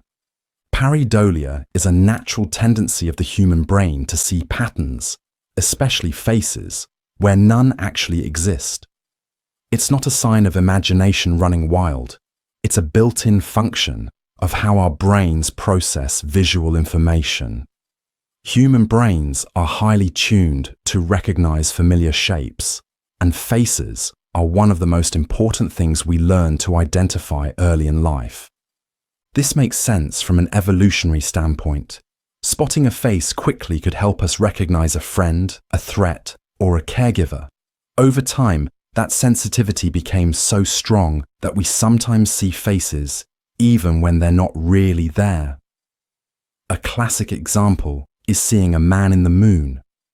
Another is noticing a face in the pattern of a power outlet or the arrangement of car headlights and grille. Pareidolia doesn't just apply to faces. It can happen with animals, objects, or even words, like when people see shapes in burnt toast or hear hidden messages in reversed music. The brain is constantly trying to find order in chaos, so it tends to connect the dots, even when the pattern is random.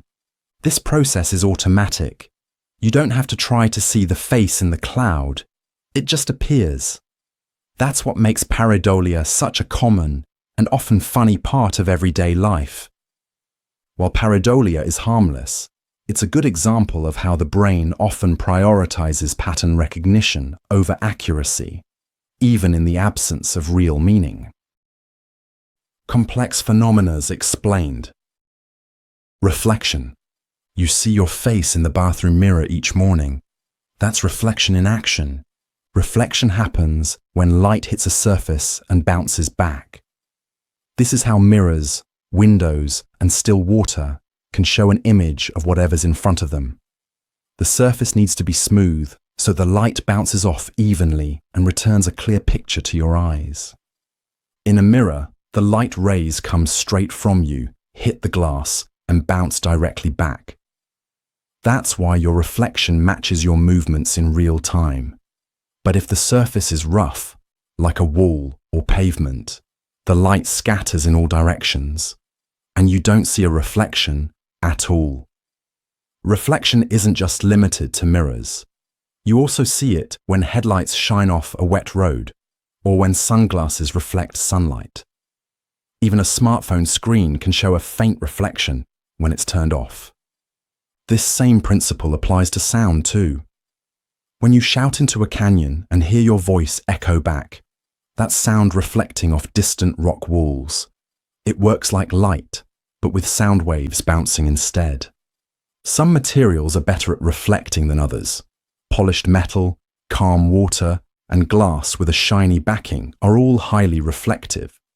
On the other hand, surfaces like carpet or cloth absorb light instead of reflecting it, which is why you don't see reflections on them. We use reflection in all kinds of technology: periscopes, telescopes, even automatic car sensors. It's a simple but powerful part of how we observe and interact with the world. Reflection, at its core, is just the return of energy, light or sound, after it meets a surface. Friction. When you rub your hands together to warm them up, you're feeling friction at work. Friction is the resistance that happens when two surfaces move against each other.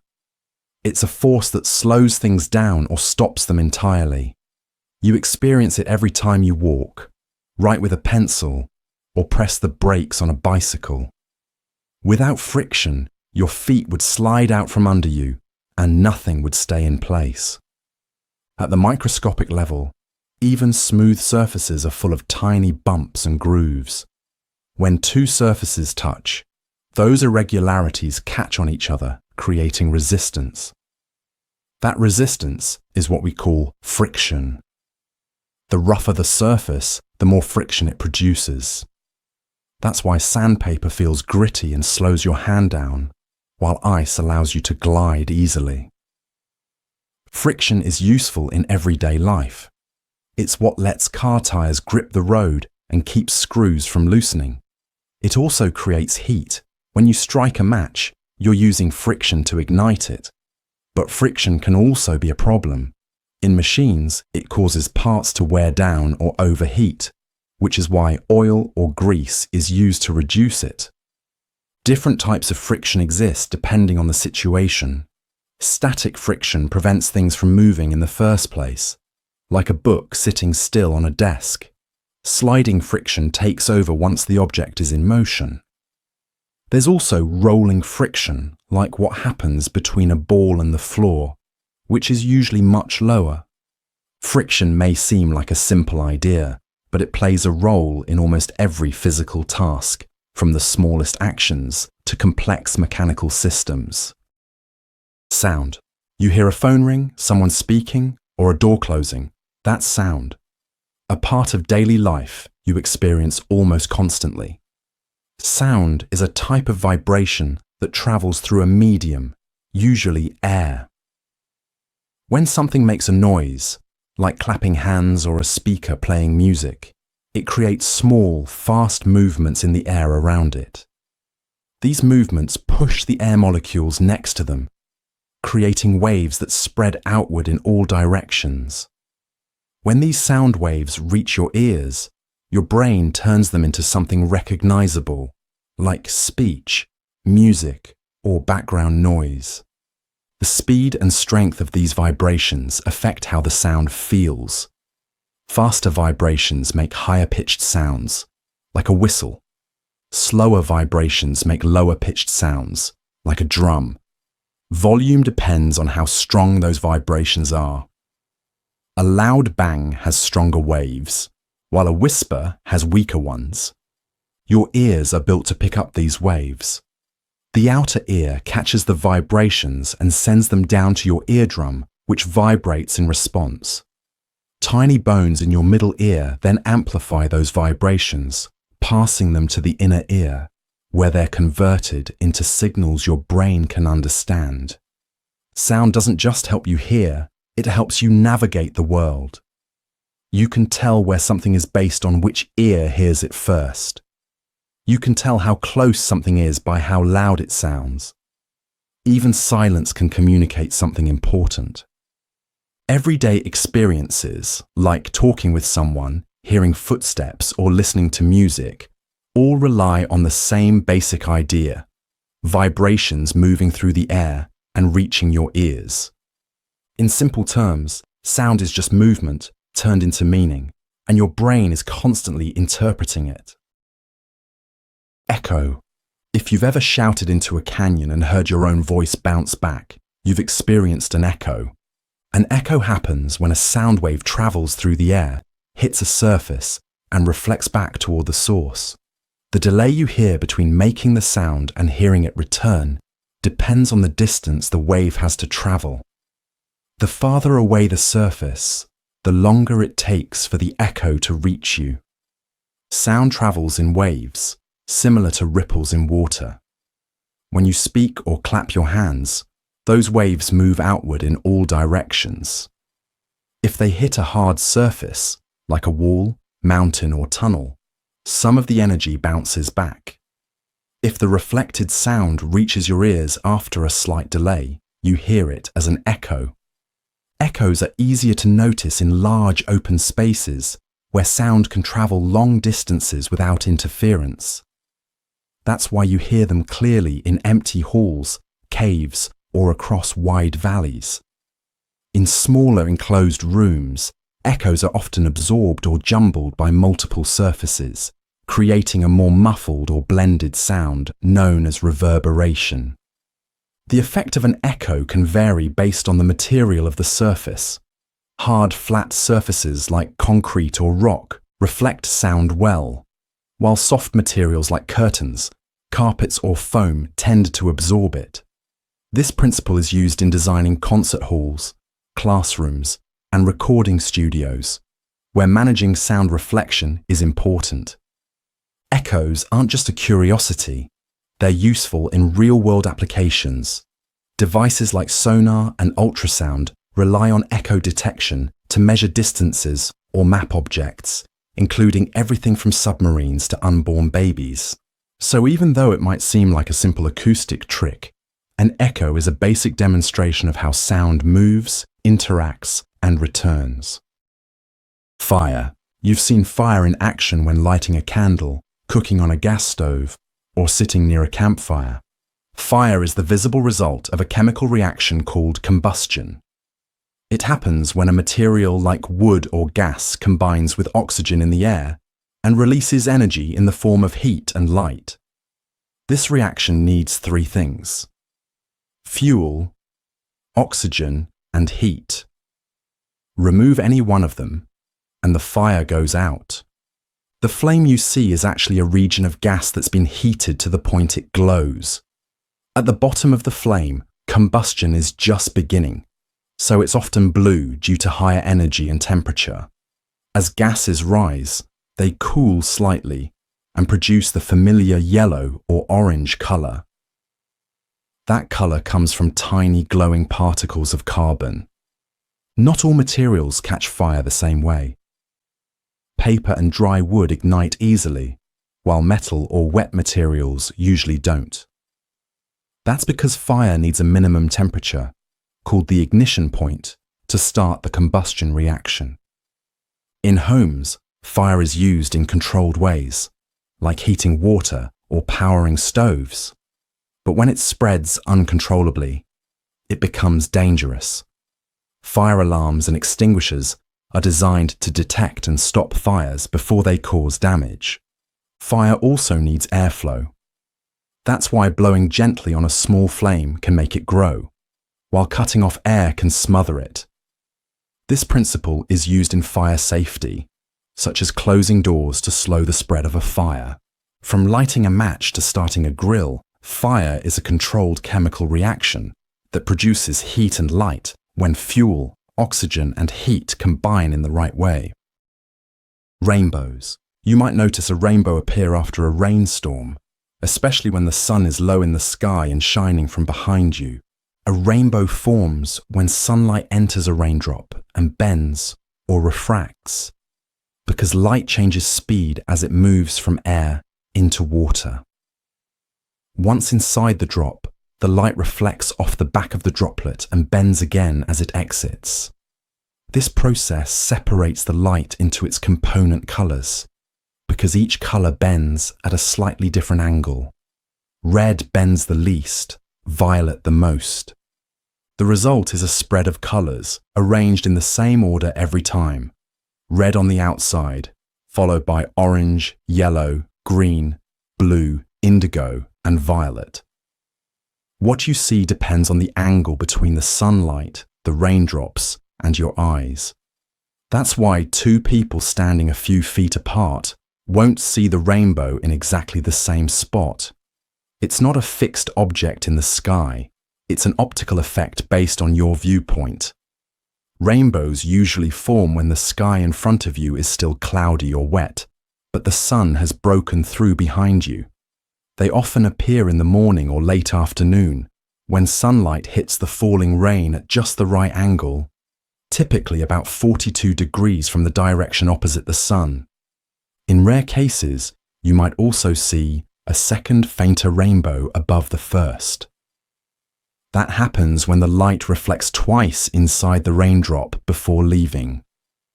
The colors in the secondary rainbow appear in reverse order.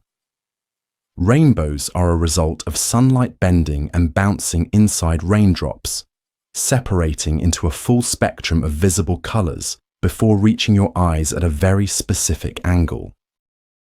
Snowflakes. Snowflakes are the tiny ice crystals that fall from the sky during cold weather and gather into what we call snow.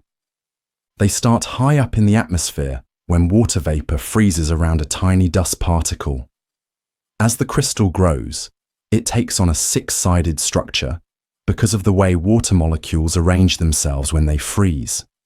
This six-sided shape is consistent across all snowflakes, but the exact pattern each one forms is influenced by the conditions it passes through, like temperature and humidity. As the snowflake falls through the air, it moves through changing layers of temperature and moisture. These shifts affect how quickly different parts of the crystal grow, leading to a wide range of shapes and patterns. That's why no two snowflakes look exactly the same, although they all follow the same basic hexagonal structure. Snowflakes can be simple, like flat plates or slender columns, or complex, with intricate branches and patterns. When many snowflakes stick together on the ground, they form the snow we see in piles and drifts. The fluffy texture of fresh snow comes from all the air trapped between the flakes. In order for snowflakes to form and survive all the way to the ground, the air needs to be below freezing, not just at high altitudes, but also near the surface. If it warms up too much on the way down, the snowflake may melt into a raindrop before it reaches the ground. What we recognize as a snowflake is really the result of water vapor freezing, growing, and changing shape as it moves through the sky. It's a small, detailed process that adds up to the snowy scenes we experience in winter. Phases of the moon. The moon doesn't always look the same when you glance up at the night sky. Some nights it's a thin sliver. Other times it's a full, bright circle. These changes are called the phases of the moon. The moon doesn't produce its own light. What we see from Earth is sunlight reflecting off its surface. As the moon moves in its orbit around Earth, the angle between the sun, the moon, and Earth shifts. This changes how much of the moon's lit-up side is visible to us. The cycle starts with the new moon. This is when the moon is between Earth and the sun, so the side facing us is dark. A few days later, a small curve of light appears. That's the waxing crescent. Waxing means growing. The moon continues to appear larger until it reaches the first quarter, when half the moon's surface is visible. As it keeps orbiting, more light becomes visible, leading to the waxing gibbous phase. Then comes the full moon. Now the entire sunlit half of the moon is facing Earth. After that, the process reverses. The moon begins to shrink or wane. First comes the waning gibbous, then the last quarter, where again only half the moon is visible. This time the opposite half. The final stage is the waning crescent, and then the cycle restarts with the new moon. The full cycle takes about 29.5 days, which is why we often see one full moon each month. These phases are easy to track with the naked eye, and many calendars include moon phases as part of their design. Even though the moon itself doesn't change shape, the way sunlight hits it gives us the familiar pattern we've come to recognize. Radio waves. You use radio waves every day, even if you never touch a radio. They're what make your Wi-Fi, Bluetooth, and phone calls work behind the scenes. Radio waves are a type of electromagnetic wave, like light, but with much longer wavelengths. Unlike visible light, which your eyes can detect, radio waves are invisible, but they can travel long distances through the air and carry information with them. That makes them perfect for communication. Here's how they work in practice. A device like a radio tower, cell tower, or Wi-Fi router takes audio, video, or data and turns it into an electrical signal. That signal is used to generate radio waves, which travel outward through space. Another device, like your phone, car stereo, or TV, has an antenna that picks up those waves and converts them back into usable information. Different kinds of devices use different ranges of frequencies. FM radio, for example, uses frequencies between 88 and 108 MHz. Wi-Fi routers usually operate at 2.4 or 5 GHz. These frequencies don't overlap, so devices don't interfere with each other. Radio waves don't just carry entertainment and internet. They're also used for GPS, emergency services, baby monitors, garage door openers, and remote car keys. Some waves can travel long distances, even beyond the horizon, while others are short range and work best in open spaces. Walls and buildings can sometimes block or weaken radio signals. That's why Wi-Fi might work well in one room, but drop off in another. Thicker materials or too many devices using the same frequency can make the problem worse.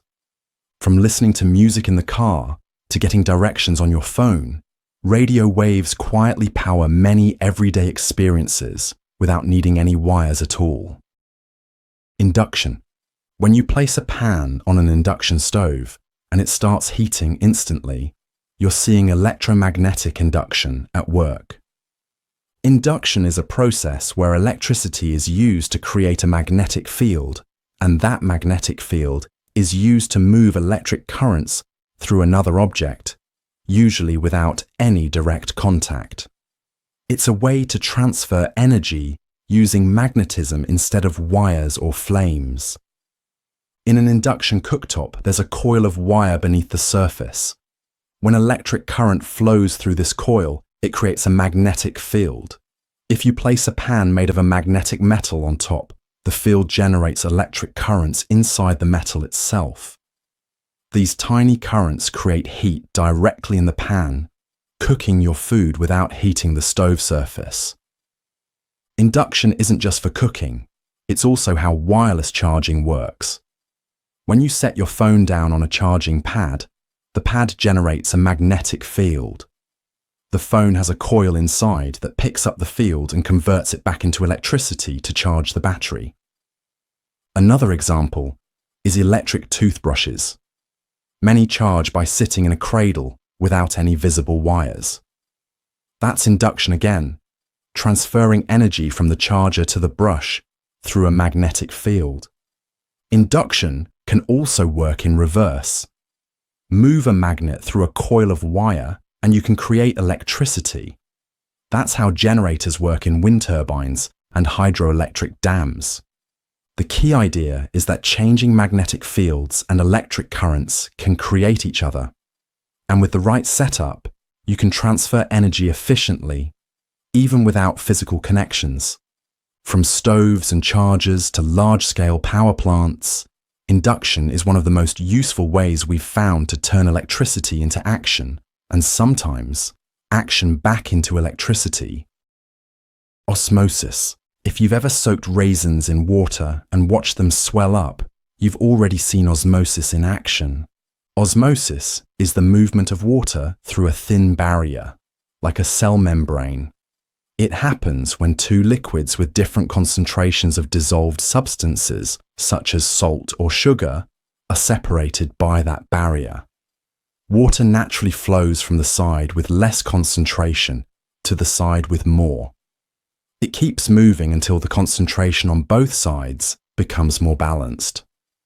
In living organisms, osmosis is a key process that helps cells stay hydrated and maintain their structure. For example, plant roots absorb water from the soil through osmosis. The water moves into the plant's root cells, which often contain a higher concentration of minerals. This process is essential for keeping the plant upright and healthy. In your own body, osmosis helps regulate water in and out of your cells. If you drink too much water too quickly, the balance of salts inside your cells can be thrown off. Water rushes into the cells through osmosis, and they can temporarily swell. That's why proper fluid balance is important. You can even see osmosis when making pickles. Cucumbers placed in salty brine lose water as it moves out through their skin. At the same time, some of the salty solution moves in. The result is a firm, flavorful pickle. Osmosis also plays a role in medical treatments.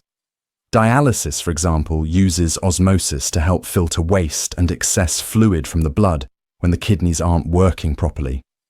So, while it might seem like a subtle process, osmosis is behind many everyday changes in nature, food, and even your own body, quietly shifting water to where it's needed most.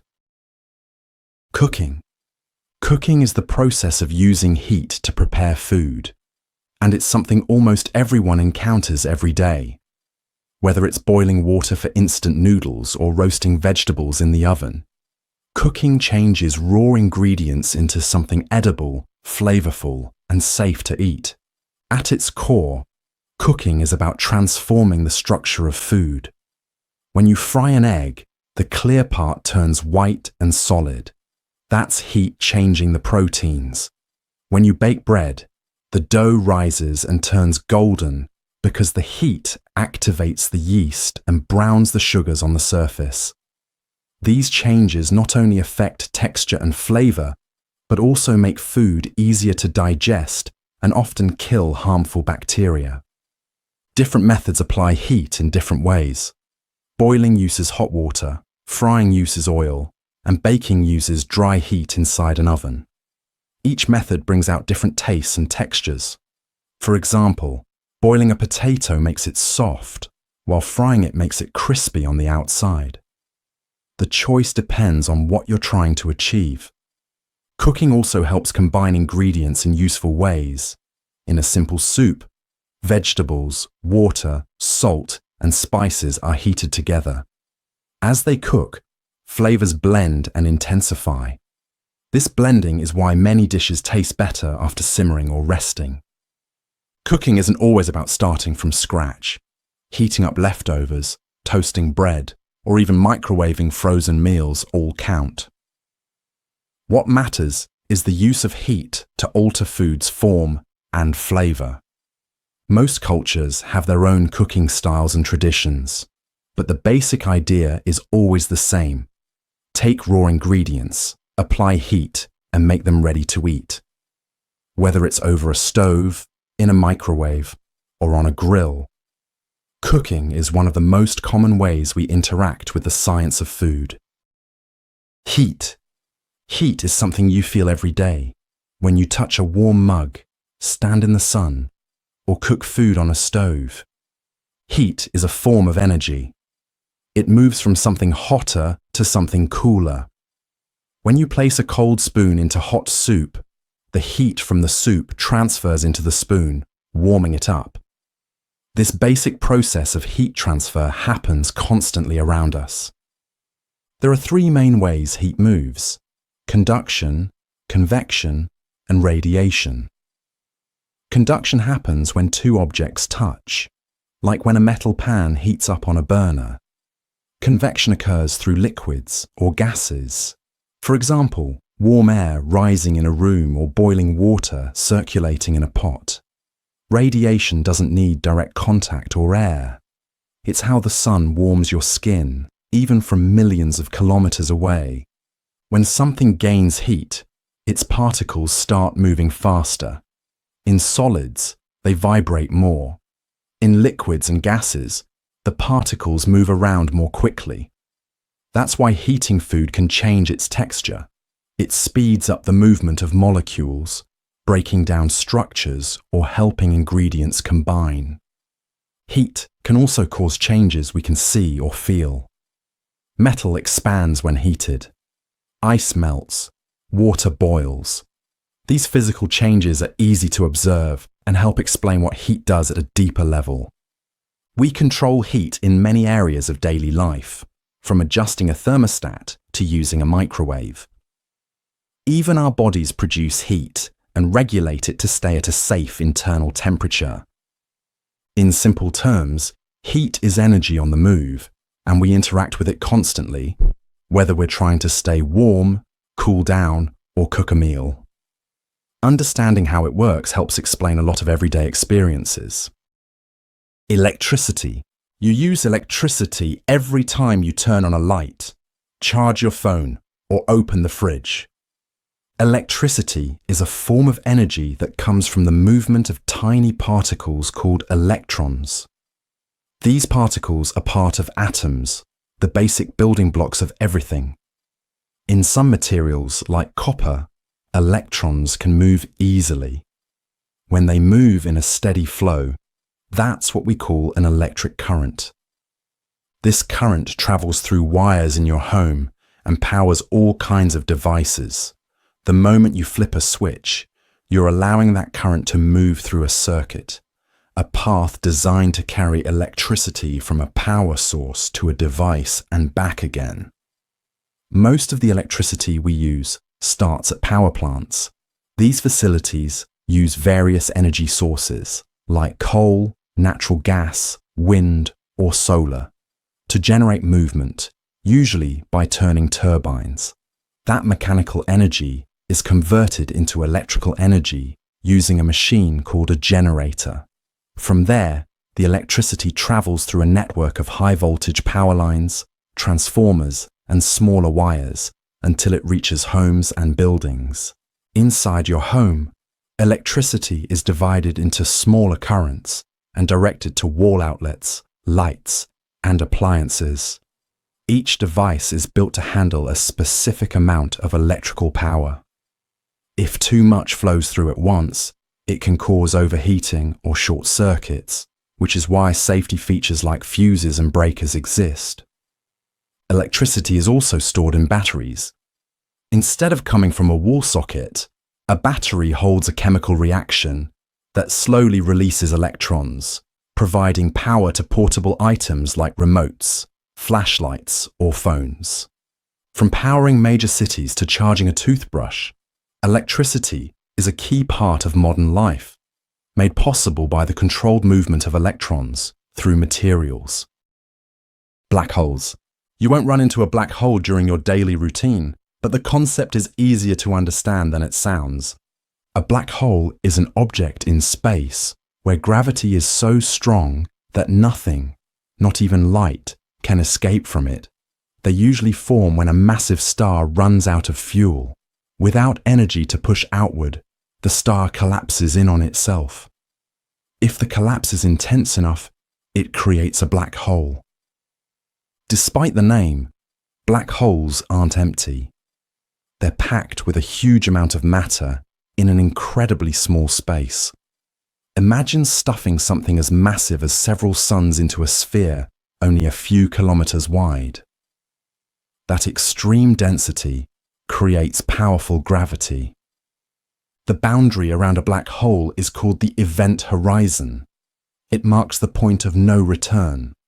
Once something crosses it, it's pulled in and can't escape, not even light. That's why black holes appear black. We can't see black holes directly, but we know they're there by watching how nearby stars or gas behave.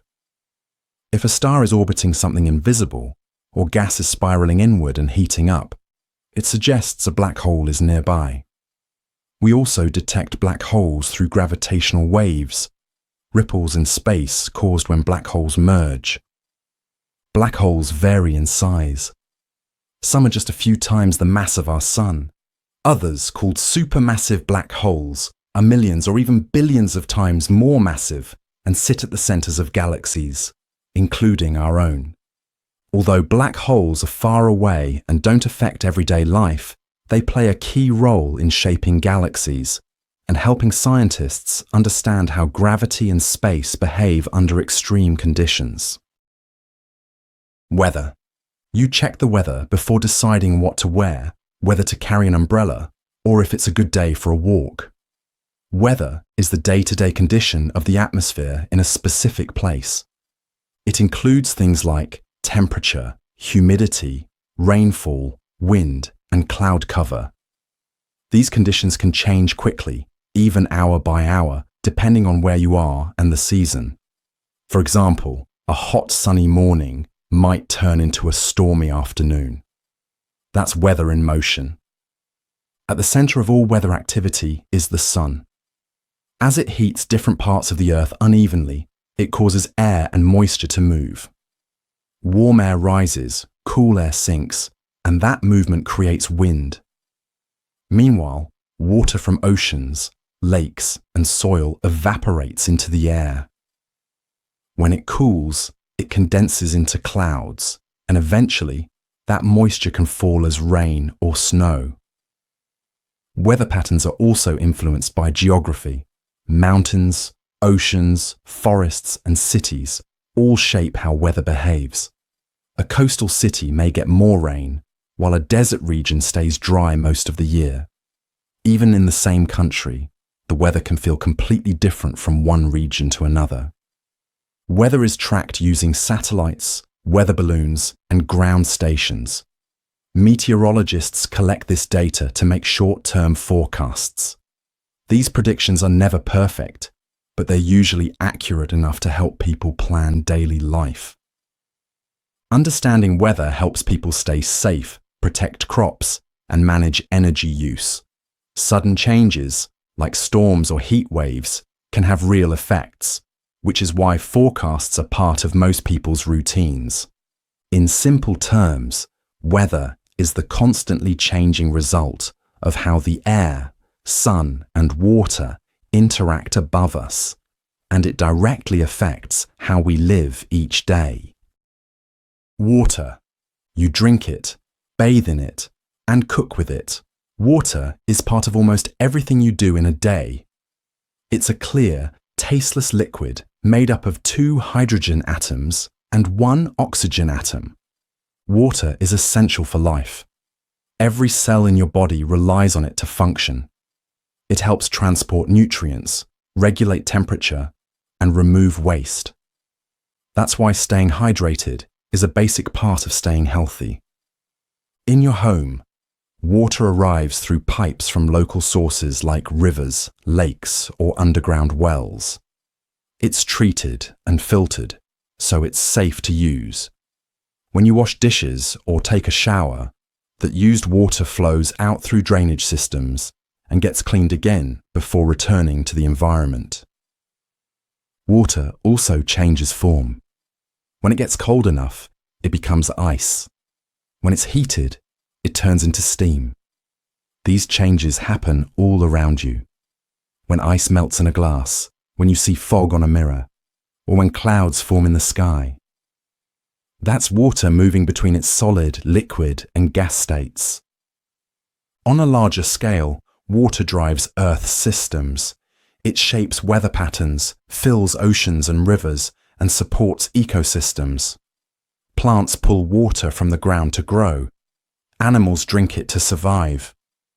Even in cities, water is used in cooling systems, cleaning, and industry. Because water is so common, it's easy to overlook how important it is. But nearly everything you eat, use, or touch required water at some point. Whether to grow food, produce materials, or keep machines running, water isn't just something you pour into a glass. It's a basic ingredient in how life works, and it plays a constant role in the systems that keep our daily world moving. Mushroom. You've probably seen mushrooms sliced on a pizza, stirred into soup, or growing in the grass after a rainy day. A mushroom is the fruiting body of a fungus, similar to how an apple is the fruit of a tree. But instead of growing from seeds in soil, mushrooms grow from tiny spores, often in damp, shaded environments. What you see above ground, a stem and cap, is only a small part of the organism. The majority of it lives underground in a network of thread-like structures called mycelium. Mushrooms come in many shapes and sizes. Some, like the common white button mushroom, are cultivated and sold in grocery stores. Others, like shiitake or portobello, are valued for their richer flavor. In the wild, there are thousands of mushroom species, though not all are safe to eat. Some are poisonous and look similar to edible varieties, which is why foraging without expert knowledge can be risky. Beyond food, mushrooms have practical uses. Certain species are used in medicine. For example, penicillin, the world's first widely used antibiotic, was derived from a fungus. Some mushrooms are also being researched for their potential to break down waste or support mental health treatments. Mushrooms grow quickly, sometimes appearing overnight. They thrive in decomposing plant matter, helping recycle nutrients back into the ecosystem. In that way, they play a key role in natural processes that support plant life and soil health. So whether you're cooking with them or walking past them in a forest, Mushrooms are more than just odd-looking plants. They're part of a larger, invisible system of fungi that's constantly at work behind the scenes of everyday life. Nutrients. Every time you eat a meal, you're giving your body something it needs to keep running. Nutrients. Nutrients are substances in food that your body uses to grow, repair itself, and stay healthy. There are 6 main types: carbohydrates, proteins, fats, vitamins, minerals, and water. Each one plays a specific role in how your body works, and you need a balance of all of them to function properly. Carbohydrates are your body's main energy source. You find them in foods like bread, rice, pasta, and fruits. They're broken down into glucose, which your cells use for fuel. Proteins help build and repair tissues. They come from foods like meat, eggs, dairy, beans, and nuts. Fats, often misunderstood, are also important. They support brain function, store energy, and help absorb certain vitamins. Healthy fats are found in foods like olive oil, avocados, and fish. Vitamins and minerals help your body carry out a wide range of tasks. Vitamin C, for example, helps your immune system. Calcium strengthens your bones. Iron helps carry oxygen in your blood. These nutrients are usually found in fruits, vegetables, whole grains, and meats. Even though you only need small amounts of them, they're essential. And then there's water. It's often overlooked, but it's vital. Water helps regulate your temperature, transport nutrients, and keep your organs working. Your body can't produce most nutrients on its own, which is why they have to come from your diet. If you don't get enough of them, you might feel tired, get sick more easily, or face longer-term health problems. Eating a variety of foods is the most effective way to make sure your body gets the full range of nutrients it needs to stay active, alert, and strong. Complex technologies explained. Bluetooth.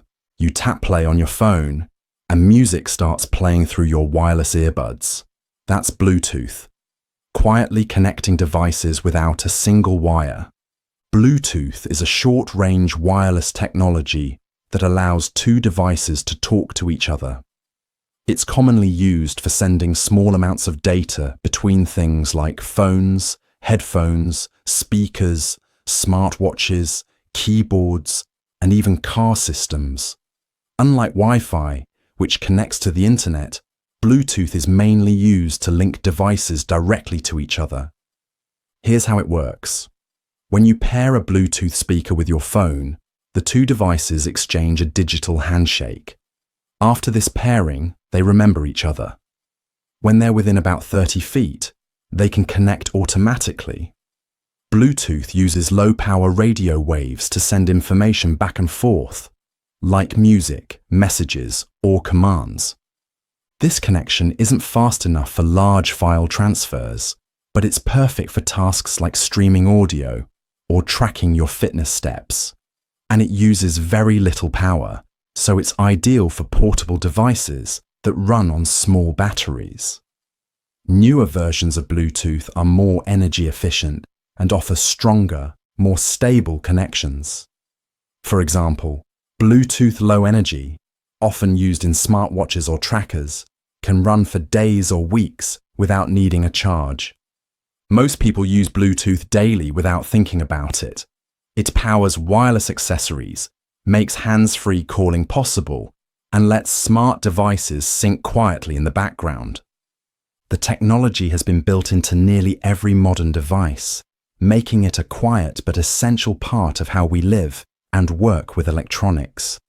Whether you're listening to music, sending a photo to a nearby device, or unlocking your car with your phone, Bluetooth is the invisible link handling it all behind the scenes. Camera.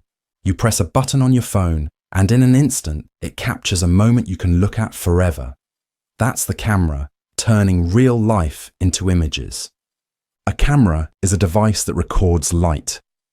At its simplest, It works by letting light pass through a small opening, usually a lens, and onto a surface that reacts to it. In older cameras, that surface was film. In modern cameras, it's a digital sensor.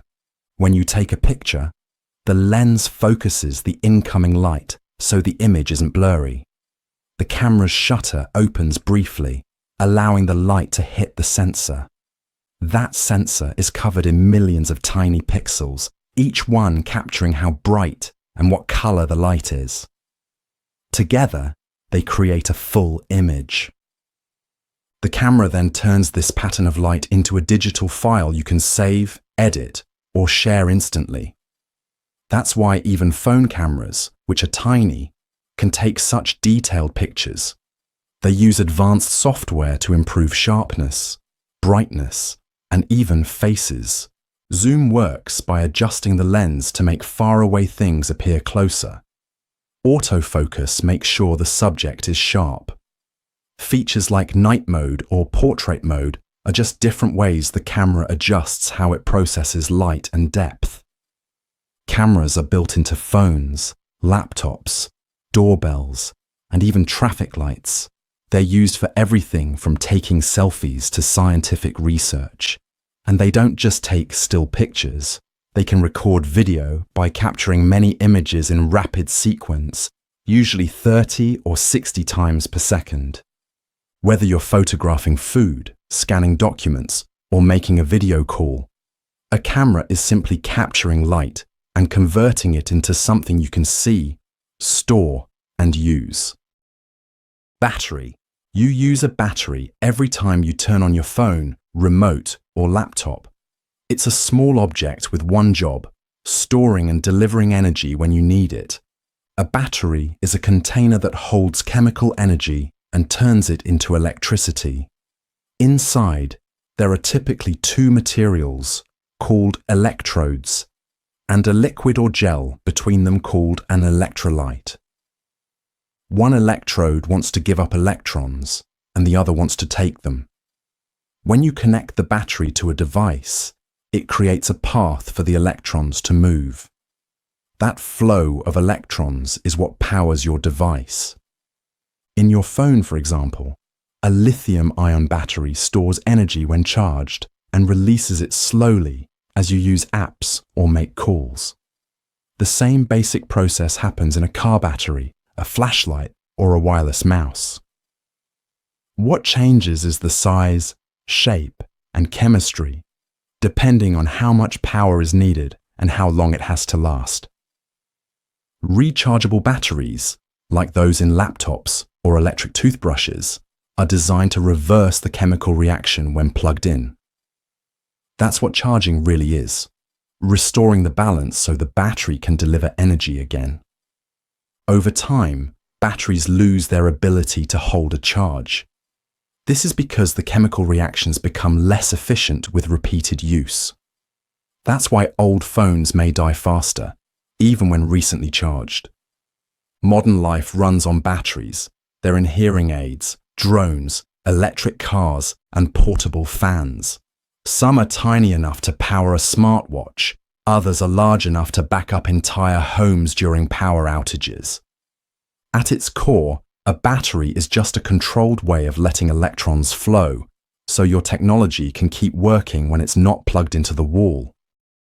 Computer. You're probably watching this on a computer right now, whether it's a laptop, tablet, or phone. A computer is a machine that takes in information, processes it, and gives you a result. At its core, it follows a very simple cycle: input, process, output. You type on a keyboard or tap a screen. The computer processes your request using its hardware and software, and then it displays the result on your screen. Inside, the most important part is the processor, or CPU. It acts like the brain, carrying out instructions at high speed. There's also memory, which helps the computer temporarily hold information while working on it, and storage, where data like files, apps, and photos are kept long-term. What makes a computer so versatile is software. Apps and programs tell the hardware what to do.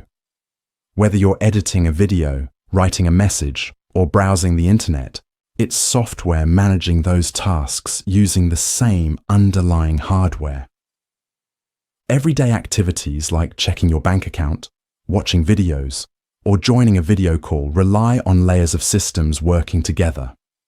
The computer translates code, just ones and zeros, into text, sound, images, and motion, all in real time. Modern computers are also connected through the internet, allowing them to send and receive information from other machines instantly. That's how streaming works, how websites load, and how online communication happens. Whether it's a desktop at work, a smartphone in your pocket, or a smart appliance in your kitchen, computers are now built into many parts of daily life. They've become more powerful, more portable, and more essential than ever. Speaker. You hear a notification, a song, or a voice message. Your speaker is doing its job. A speaker is a device that turns electrical signals into sound. Whether it's built into your phone, your car, or your TV, the function is the same. It takes an audio signal, basically a stream of electrical energy, and converts it into vibrations in the air that your ears recognize as sound. Inside a speaker, there's a part called a diaphragm. This is usually a cone-shaped surface that moves back and forth very quickly.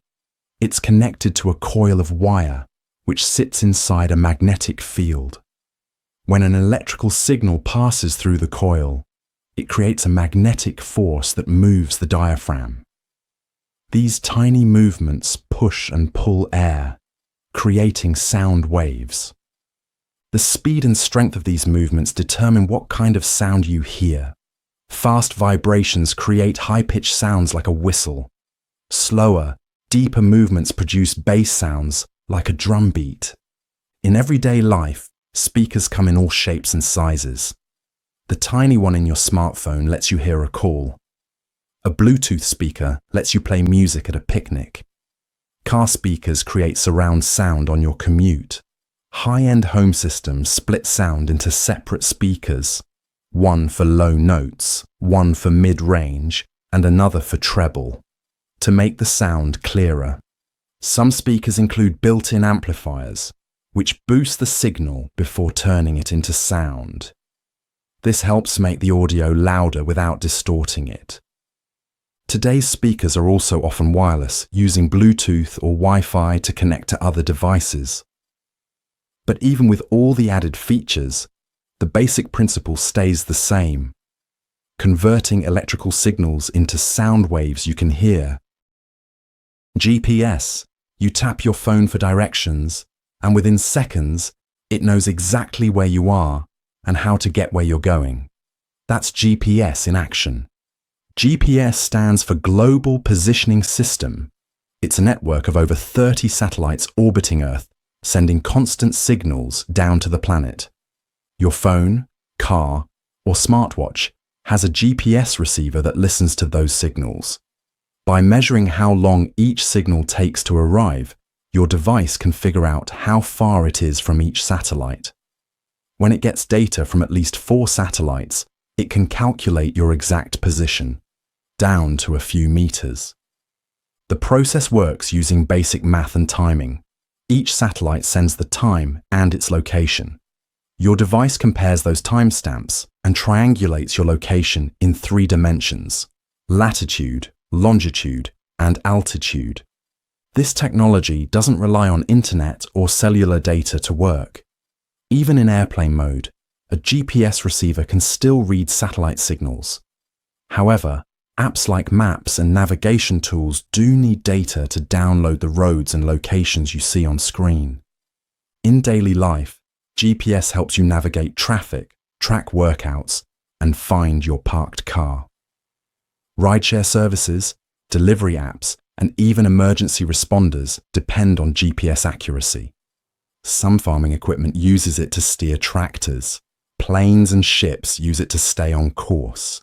For added precision, GPS is often paired with other systems like Wi-Fi location or cell towers, especially in dense cities where tall buildings can block satellite signals. Even though the system involves space-based satellites and complex calculations, GPS feels effortless from a user's perspective. You open a map and your location appears. That's the result of global infrastructure working in the background to keep you oriented on the move. Autocorrect. You're typing a message on your phone, and before you can finish the word, it changes, sometimes helpfully, sometimes not. That's autocorrect. Autocorrect is a feature built into your keyboard that automatically detects and corrects spelling mistakes as you type. At a basic level, it compares what you're writing against a dictionary stored in the device. If a word doesn't match anything in that list, it tries to guess what you meant based on the closest available word. This can fix common errors like teh turning into the or receive, becoming receive. But modern autocorrect systems go further. They learn from how you type. If you often write, "Let's meet soon," your phone starts expecting that phrase. If you use slang, names, or multilingual terms, it can add those to your personal dictionary. Some systems also use predictive text, looking at the previous word to guess what you're about to type next. This helps when typing longer phrases or full sentences. To make this work, autocorrect relies on a combination of language models and algorithms. It looks at probabilities, how likely certain words are to follow others, and at how close a mistyped word is to a real one in terms of letters or layout on the keyboard.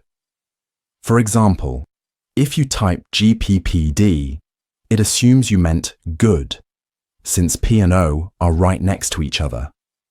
Autocorrect can save time and reduce typos, but it's not perfect.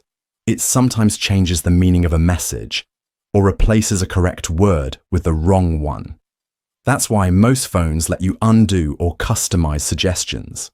In the background, autocorrect is constantly scanning, matching, and learning, all while you just keep typing. AI. You've probably already used AI today without even noticing. Whether it was your phone predicting the next word you were about to type, a voice assistant answering a question, or a streaming app suggesting what to watch next, all of that involves artificial intelligence. AI, or artificial intelligence, refers to computer systems designed to perform tasks that normally require human thinking. That includes recognizing patterns, understanding language, making decisions, and even learning from experience. At its core, AI is about training machines to process information, make predictions, and improve performance over time. Most everyday AI works by analyzing large amounts of data. For example, when you use a navigation app, it doesn't just show a map. It collects real-time traffic data from thousands of other users and uses AI to suggest the fastest route.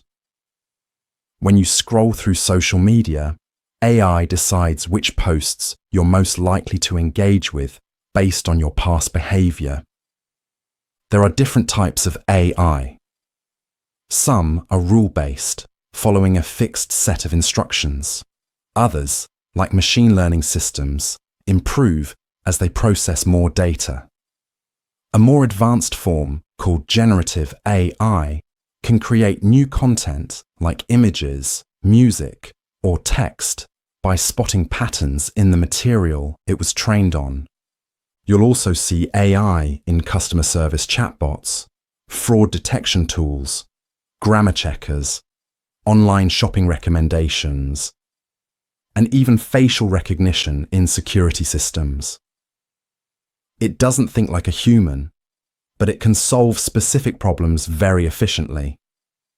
Although it sounds complex, AI is really just software that helps machines do useful things with information. It's become a behind-the-scenes part of daily life, quietly helping systems run faster, smoother, and smarter. NFC. When you tap your phone to pay at a store or scan a pass at the metro gate, you're using NFC. NFC stands for Near Field Communication. It's a short-range wireless technology that allows two devices to exchange information when they're very close, usually just a few centimeters apart. Unlike Bluetooth or Wi-Fi, NFC doesn't need manual pairing or a network connection. You just bring two devices close together and the communication happens instantly. In everyday life, the most common use of NFC is contactless payments. When you use your phone or a credit card to tap and pay, the NFC chip in your device sends encrypted payment information to the terminal. It's quick, secure, and eliminates the need to swipe a card or enter a PIN in most cases. But NFC goes beyond just payments. It's used in access cards to enter buildings, in public transport cards, and in digital key systems for some hotel rooms or cars. Some phones also allow file sharing through NFC by simply touching two devices together. Even some smart posters or signs use NFC. Tapping your phone on them might pull up a website or launch an app. Technically, NFC is based on a subset of RFID, radio frequency identification technology, but it's designed for closer range and more interactive use. It can operate in three modes: reading information from another object, writing data to something like a tag, or peer-to-peer communication between two devices. All of this works because NFC chips are embedded in many of the objects we carry every day: phones, cards, watches, without us ever having to think about it. NFC makes secure, short-range digital communication fast and effortless in places like checkout lines, transit systems, and access points. QR code. You've probably scanned a QR code to check a restaurant menu, make a payment, or download an app. A QR code, short for Quick Response Code, is a type of two-dimensional barcode that stores information in a pattern of black squares on a white background. Unlike traditional barcodes that can only hold a small amount of data in a straight line, QR codes store information both horizontally and vertically, which means they can hold more data and still be scanned quickly. The way it works is simple. A QR code contains digital information, like a website URL, a payment link, or even a Wi-Fi password. When you scan it with your phone's camera, the software reads the pattern and translates it into usable information. The process is instant and doesn't require you to type anything manually. QR codes are used in many everyday situations. At the grocery store, you might scan one on a product to learn more about it. At events, QR codes can be used for digital tickets. In restaurants, they often replace physical menus. They're also used in mobile payments, where scanning a code connects the payer and the recipient instantly without swiping a card or entering a number. One reason QR codes became more popular in recent years is that modern smartphone cameras now come with built-in QR code scanners. You just point your camera at the code and a link appears. No extra app needed. Each QR code has alignment markers, those small boxes in the corners, which help the scanner detect the code's orientation. This makes them easy to read, even if the image is slightly damaged or tilted. QR codes offer a fast, convenient way to bridge the physical world and the digital one using just a camera. Cloud computing. When you upload a photo to Google Drive or stream a movie on Netflix, you're using cloud computing. Cloud computing simply means storing and accessing data or programs over the internet instead of on your personal device. In the past, everything had to be saved directly onto your computer's hard drive. Now, much of what you do, whether it's writing documents, playing games, or watching videos, happens on servers located elsewhere, and your device just connects to them. These servers are part of massive data centers maintained by companies like Amazon, Microsoft, and Google. They're equipped with powerful computers that can handle storage, processing, and delivery of information. When you use a cloud-based service, your device sends a request to one of these servers, which then sends the data back almost instantly. That's why you can access the same files from your phone, laptop, or tablet, even if you switch devices. Cloud computing makes it easier to share and collaborate in real time. For example, multiple people can edit a Google Doc at once without emailing versions back and forth.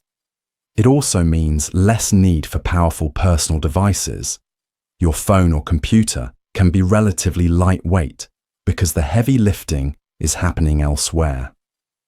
On the business side, companies use cloud computing to run websites, store customer information, and manage databases. It's cost-effective because they don't have to buy and maintain their own servers. They just pay for the cloud services they use, like a utility. Most people use cloud computing every day without thinking about it, whether it's checking email, backing up photos, or streaming music. It's a behind-the-scenes system that helps make modern digital life fast, flexible, and connected. Virtual reality. When you put on a VR headset and suddenly find yourself inside a game or simulation, you're experiencing virtual reality. Virtual reality, or VR, is a technology that creates a simulated environment you can interact with in a lifelike way. Instead of viewing a screen in front of you, VR places you inside the experience. You move your head, and the view changes as if you're actually there. This is made possible using a headset that tracks your movement and adjusts the images in real time. The core idea is immersion. When you're in VR, your surroundings are replaced with computer-generated visuals. You might be standing on a mountain, floating in space, or walking through a museum, all while physically standing in your living room. Many VR systems also include handheld controllers, so you can use your hands to pick things up, push buttons, or interact with objects in the virtual space. VR is commonly used in gaming, where it lets players become part of the game world. But it's also used in training simulations for pilots, doctors, and engineers. Instead of learning by watching or reading, they can practice in a safe, controlled environment that still feels realistic. Some educational programs use VR to take students on virtual field trips to historical sites or explore complex topics like anatomy or chemistry in 3D. Architects use VR to walk through buildings before they're built. Therapists even use it to help patients with phobias or anxiety by gradually exposing them to controlled virtual scenarios.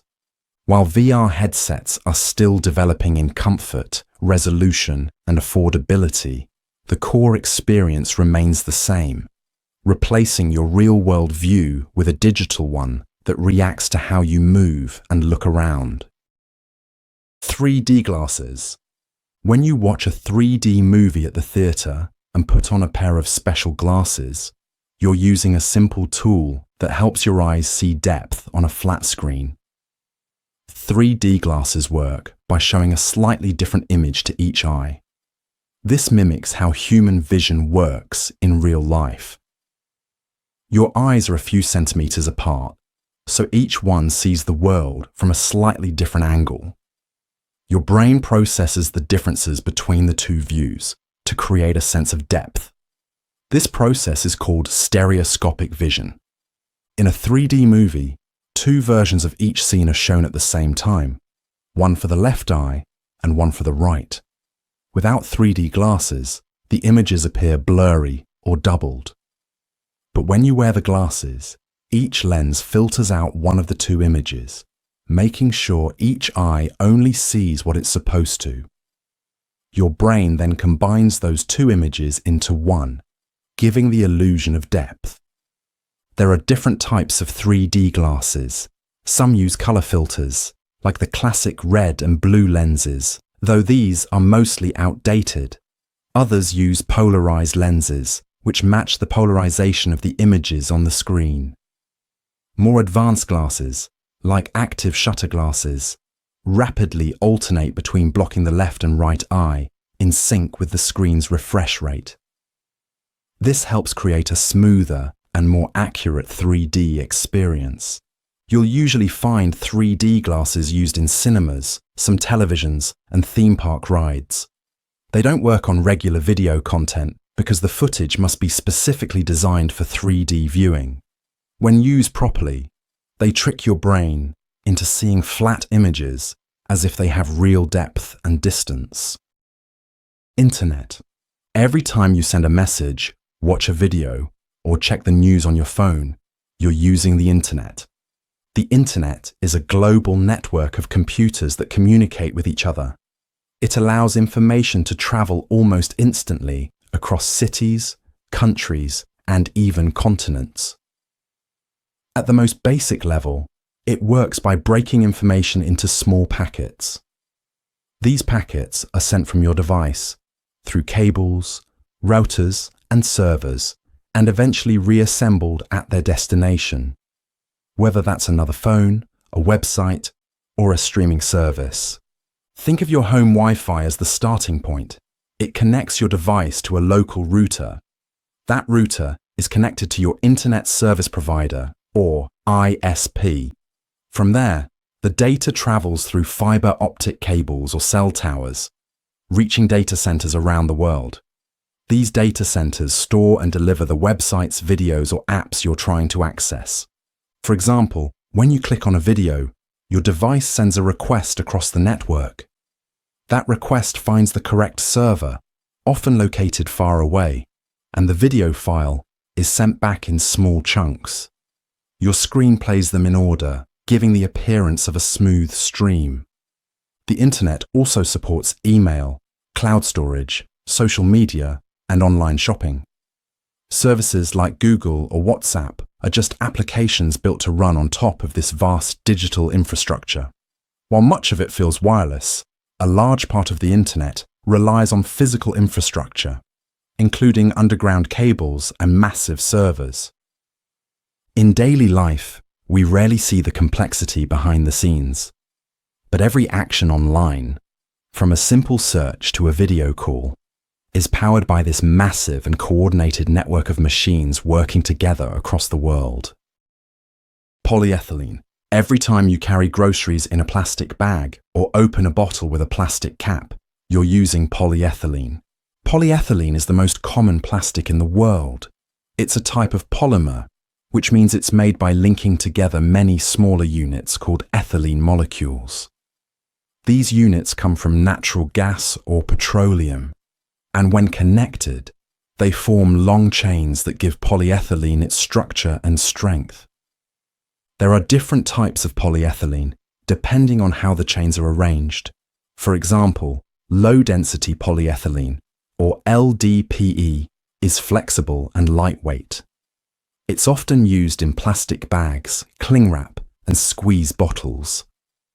On the other hand, high-density polyethylene, or HDPE, has chains packed tightly together, making it stronger and more rigid. This kind is found in products like detergent bottles, cutting boards, and piping. One of the reasons polyethylene is so widely used is its versatility. It's resistant to moisture, doesn't break down easily, and can be molded into almost any shape. That makes it ideal for packaging, containers, toys, and many household items. However, polyethylene doesn't break down naturally in the environment, which contributes to long-term waste. Because of this, there's been a growing push toward recycling and finding biodegradable alternatives. While polyethylene can be recycled, not all types are accepted by every facility, which means a lot of it still ends up in landfills. Despite the environmental challenges, polyethylene remains a key material in daily life. Its balance of flexibility, strength, and low cost has made it essential in industries ranging from food storage to construction. Electromagnetic forces.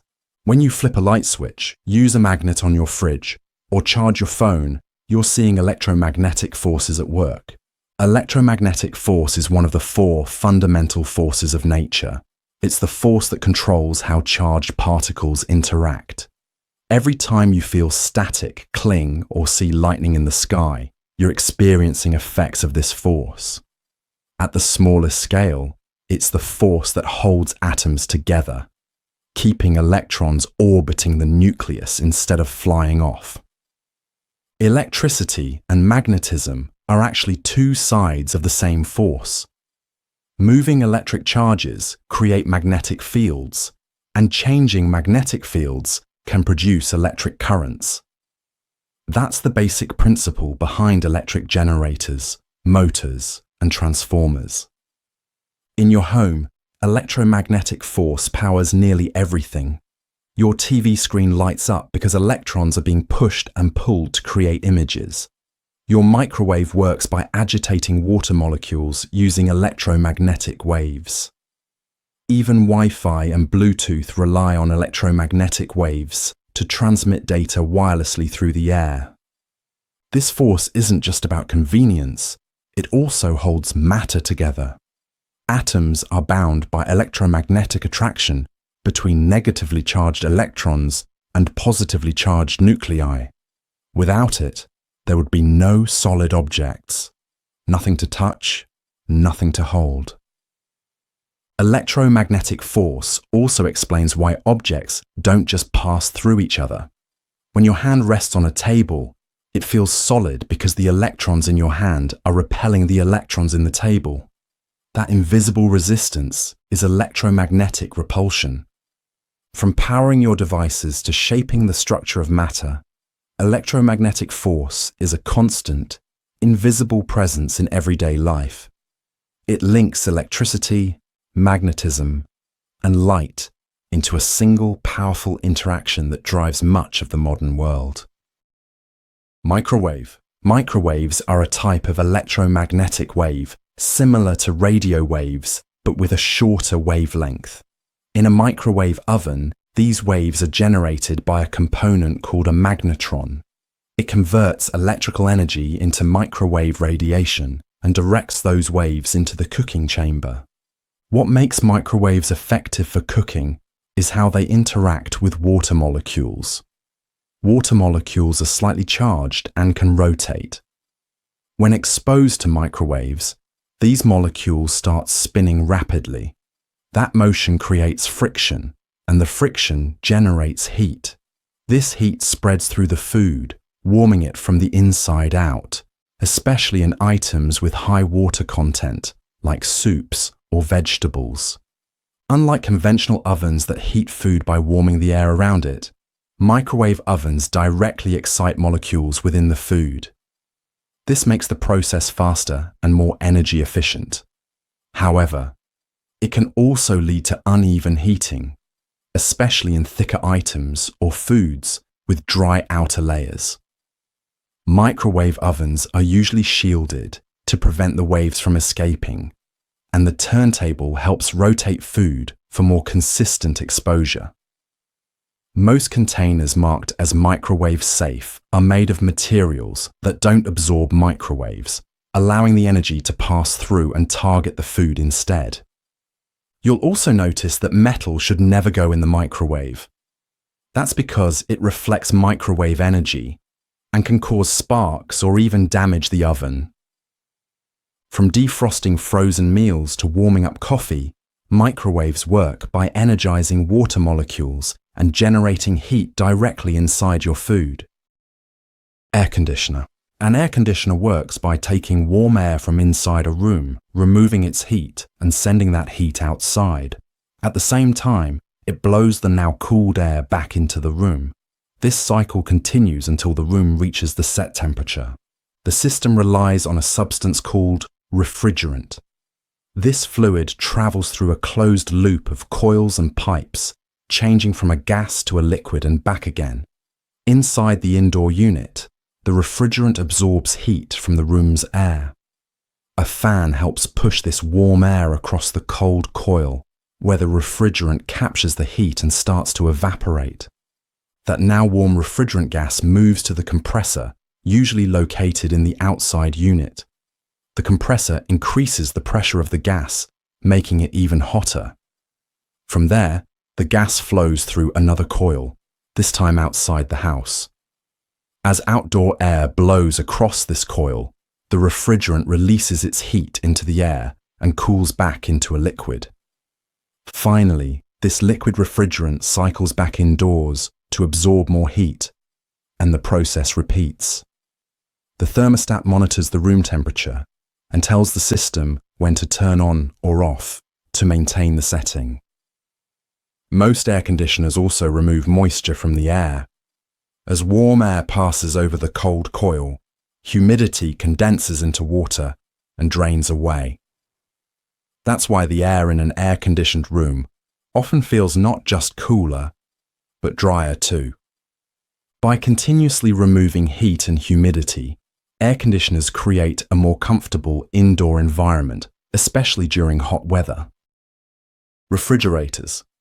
When you open your refrigerator to grab cold milk or leftovers, you're using a machine designed to move heat out of a closed space to keep food fresh longer. Refrigerators work by removing heat from the air and items inside the compartment and releasing that heat outside the unit. The main components involved in this process are the compressor, condenser coils, evaporator coils, and a refrigerant fluid that flows through the system. The process begins with a refrigerant, which starts as a liquid. This fluid flows into the evaporator coils located inside the fridge. As warm air from the fridge interior passes over these coils, the refrigerant absorbs the heat and turns into a gas. This cooling effect lowers the temperature inside the fridge. The now warm refrigerant gas travels to the compressor, which is usually located at the back or bottom of the fridge. The compressor squeezes the gas to increase its pressure and temperature. This hot, high-pressure gas then moves through the condenser coils, typically located on the back or underneath the unit. As it moves through these coils, the refrigerant releases its heat into the surrounding air and condenses back into a liquid. The cycle then repeats. The liquid refrigerant returns to the evaporator coils, and the process of absorbing and removing heat continues. A thermostat inside the fridge measures the temperature and turns the compressor on and off to maintain the set level. Most refrigerators also have a freezer compartment that operates on the same principle, but at a lower temperature, allowing you to preserve food for even longer periods. By using a closed loop of pressure and temperature changes, refrigerators create a cold, stable environment to safely store food and reduce spoilage. Glass. Glass is something you likely touch or look through every day. Whether it's your phone screen, a window, or a drinking cup. At its core, glass is made from sand. Specifically, it starts with silica sand, which is mostly made of silicon dioxide. When this sand is heated to extremely high temperatures, over 1700 degrees Celsius, it melts into a thick, clear liquid. If cooled quickly and evenly, this liquid doesn't crystallize like most materials. Instead, it forms a rigid, transparent solid, glass. What makes glass unique is its structure. While it's solid, its internal molecules don't line up in a repeating pattern like most solids do. This irregular structure is what gives glass its clarity and brittleness. To make flat sheets of glass, like the ones used in windows, manufacturers use a process called float glass. The melted glass is poured onto a bed of molten tin, where it spreads out evenly and cools into smooth sheets. For containers like bottles or jars, machines shape the molten glass into molds before it hardens. Glass can also be strengthened through chemical or thermal treatments. Tempered glass, for example, is rapidly cooled on the outside to make it more resistant to breaking. If it does break, it shatters into small, less dangerous pieces.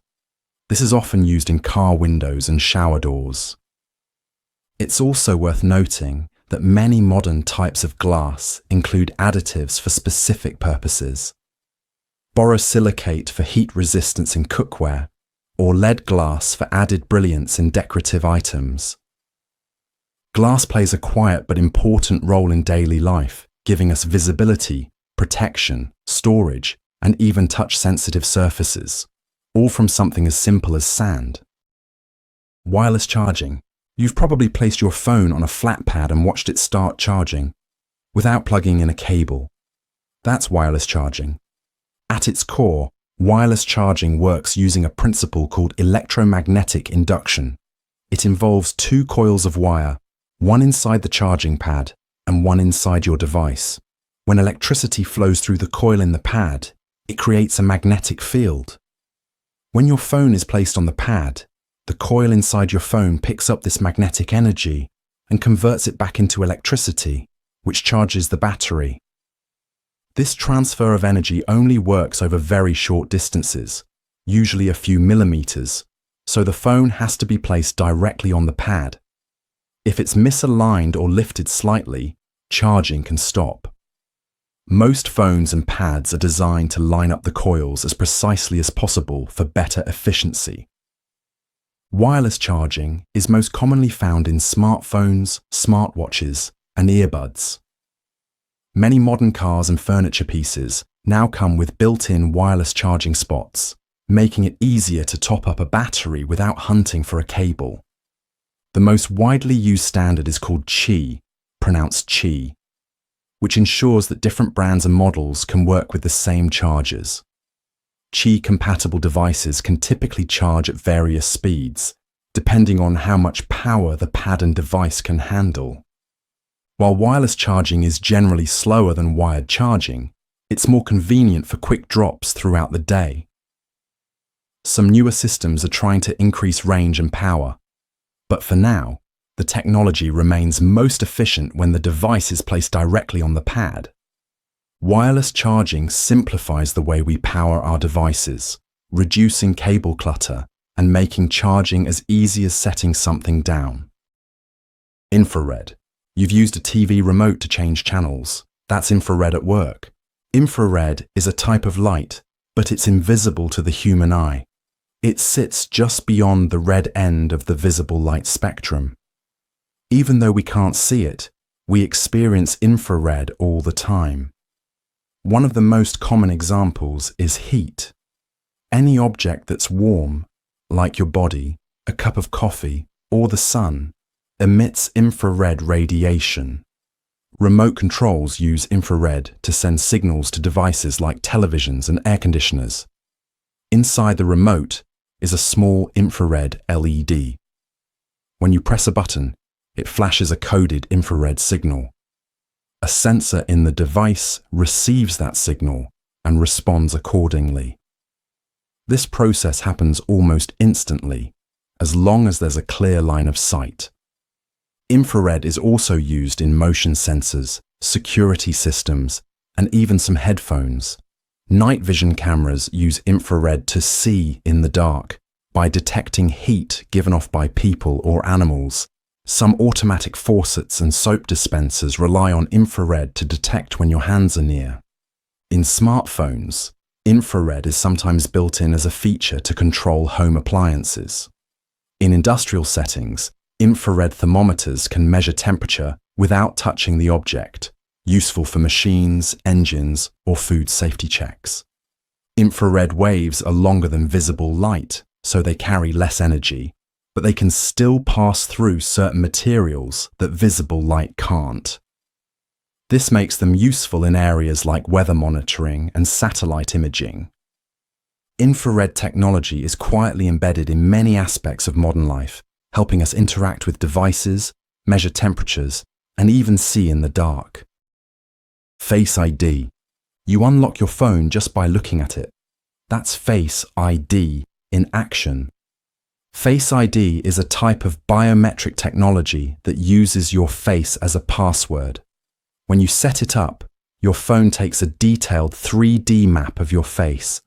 It uses a combination of sensors, including an infrared camera and a dot projector, to capture thousands of tiny points across your face, your eyes, nose, jawline, and other contours. Every time you try to unlock your phone, it quickly scans your face and compares it to the stored facial map. If it matches closely enough, the phone unlocks. It works in different lighting conditions, with or without glasses, and even adjusts to small changes like facial hair growth. Face ID isn't just for unlocking your phone. It's also used for approving app logins, making payments, and auto-filling passwords. Because it uses depth information, it's harder to trick with a photo or video. Some systems also check for attention, meaning your eyes have to be open and looking at the screen to add an extra layer of security. Underneath it all, your facial data is stored locally on your device, not sent to cloud servers. That means it stays private and is only used to verify your identity directly on your phone. This kind of technology falls under facial recognition, but Face ID is specifically designed for personal device security, not large-scale surveillance. It's a clear example of how everyday tasks are becoming faster and more seamless through biometric tools. Face ID has turned something as simple as looking at your screen into a secure and convenient way to interact with your phone. Medicine. When you take a pill for a headache or apply cream to a rash, you're using medicine to help your body recover. Medicine refers to substances or treatments designed to prevent, relieve, or cure health problems. It comes in many forms: tablets, liquids, injections, creams, or even inhalers. The goal is always the same: help the body heal or function better. The simplest example is a painkiller. When you have a fever or body aches, over-the-counter medicines like paracetamol or ibuprofen reduce inflammation or block pain signals. Antibiotics are another common type. They fight bacterial infections like strep throat or a urinary tract infection. But they don't work on viruses, which is why doctors don't prescribe them for colds or the flu. Some medicines replace substances your body no longer produces naturally. For example, people with diabetes may take insulin to manage blood sugar. People with thyroid issues might take daily hormone tablets. There are also preventive medicines, like vaccines. These work by teaching the immune system to recognize and defend against specific viruses or bacteria, lowering the chance of getting sick in the first place. Most medicines go through years of research and testing before being approved. Scientists study how the substance works in the body, how it's absorbed, and whether it causes side effects. Dosage is carefully calculated to balance effectiveness and safety. Once approved, medicines are either available over the counter or by prescription. Prescription drugs are typically stronger or used for specific conditions that require a doctor's supervision. Storage, timing, and even food interactions can affect how well a medicine works. That's why directions on the label are important to follow. Medicine is one of the key tools modern healthcare uses to manage illness and improve quality of life. Painkillers. When you have a headache or a sore back, you might reach for a painkiller to feel better. Painkillers, also called analgesics, are medicines that reduce or block pain. They're one of the most common treatments used in daily life, whether it's for a mild headache, muscle cramps, or recovery after surgery. Pain is a signal from the nervous system that something might be wrong. Painkillers work by interfering with how those signals are sent or received. There are two main types of painkillers people use regularly. The first is non-prescription drugs like paracetamol and ibuprofen. Paracetamol helps reduce pain and fever. It works mainly in the brain by lowering the chemical signals that cause discomfort. Ibuprofen, on the other hand, is an anti-inflammatory. It not only reduces pain, but also decreases swelling. It's commonly used for injuries, arthritis, or menstrual cramps. The second type includes stronger painkillers called opioids. These require a doctor's prescription and are used for more serious pain, such as after major surgery or in cancer treatment. Opioids work by attaching to specific receptors in the brain and spinal cord, blocking pain messages. Because they're powerful, they must be used carefully. Long-term use can lead to tolerance, dependence, or other side effects. Some painkillers are fast-acting and start working within minutes. Others are slow-release and designed to manage pain over many hours. There are also gels and creams that target sore muscles or joints directly. While painkillers don't treat the underlying cause of the problem, they make it easier to move, rest, or go about your day while your body heals. Used appropriately, they're a safe and effective way to manage many types of discomfort. Complex human systems explained. Stock market. You might check an app and see a green arrow going up or a red one going down. That's the stock market in motion. The stock market is a system where people buy and sell ownership in companies.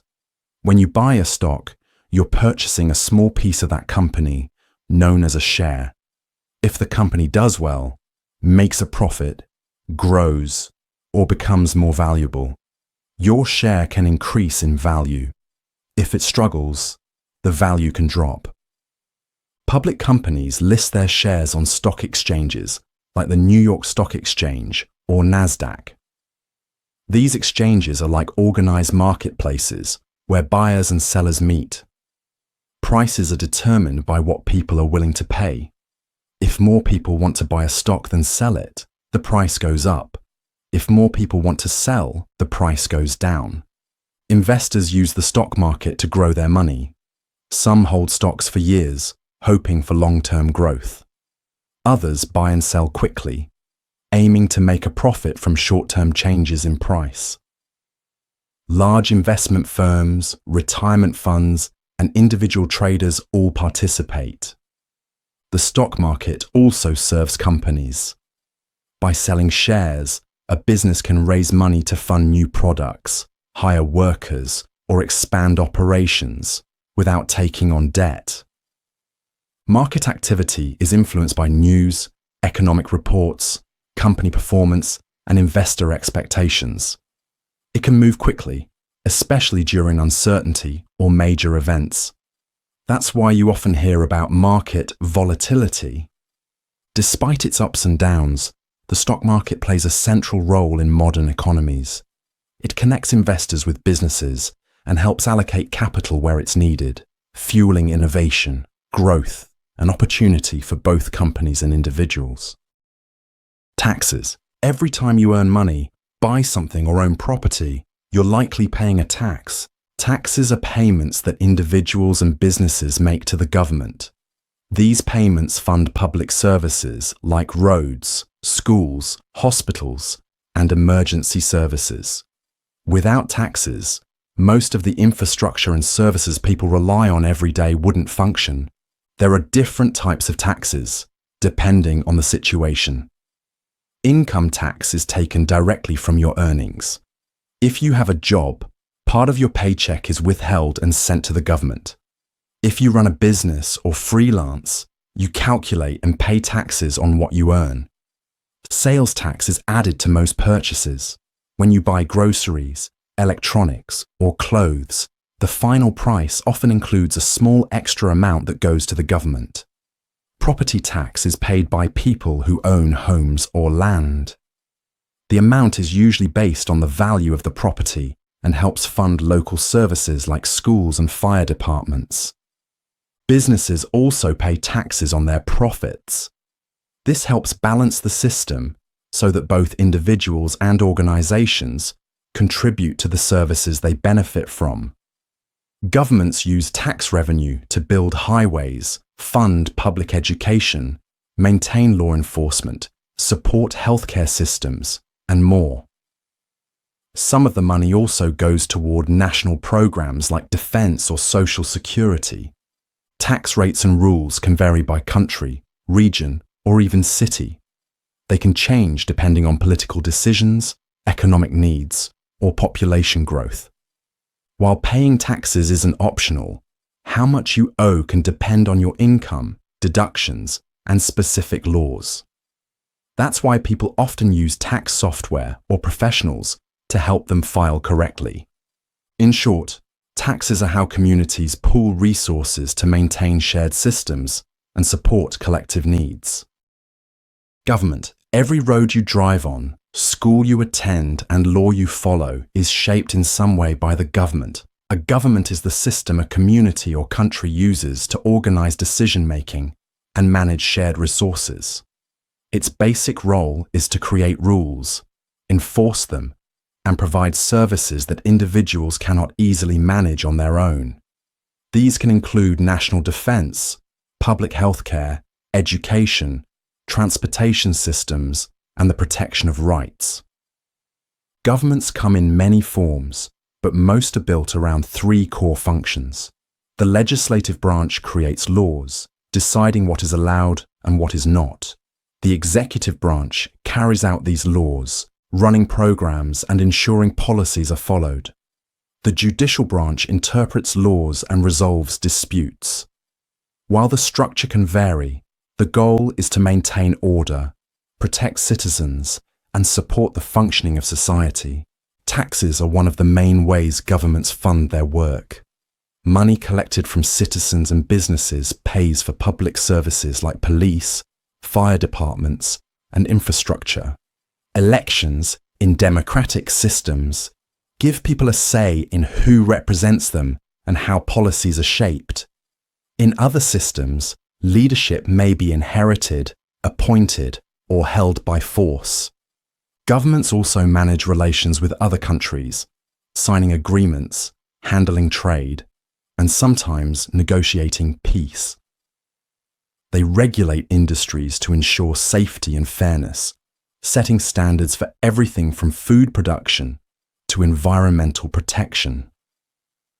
At its core, a government exists to coordinate the complex needs of a population and ensure society runs smoothly. Whether large or small, democratic or authoritarian, its influence reaches into almost every part of daily life, shaping the environment in which people live, work, and interact.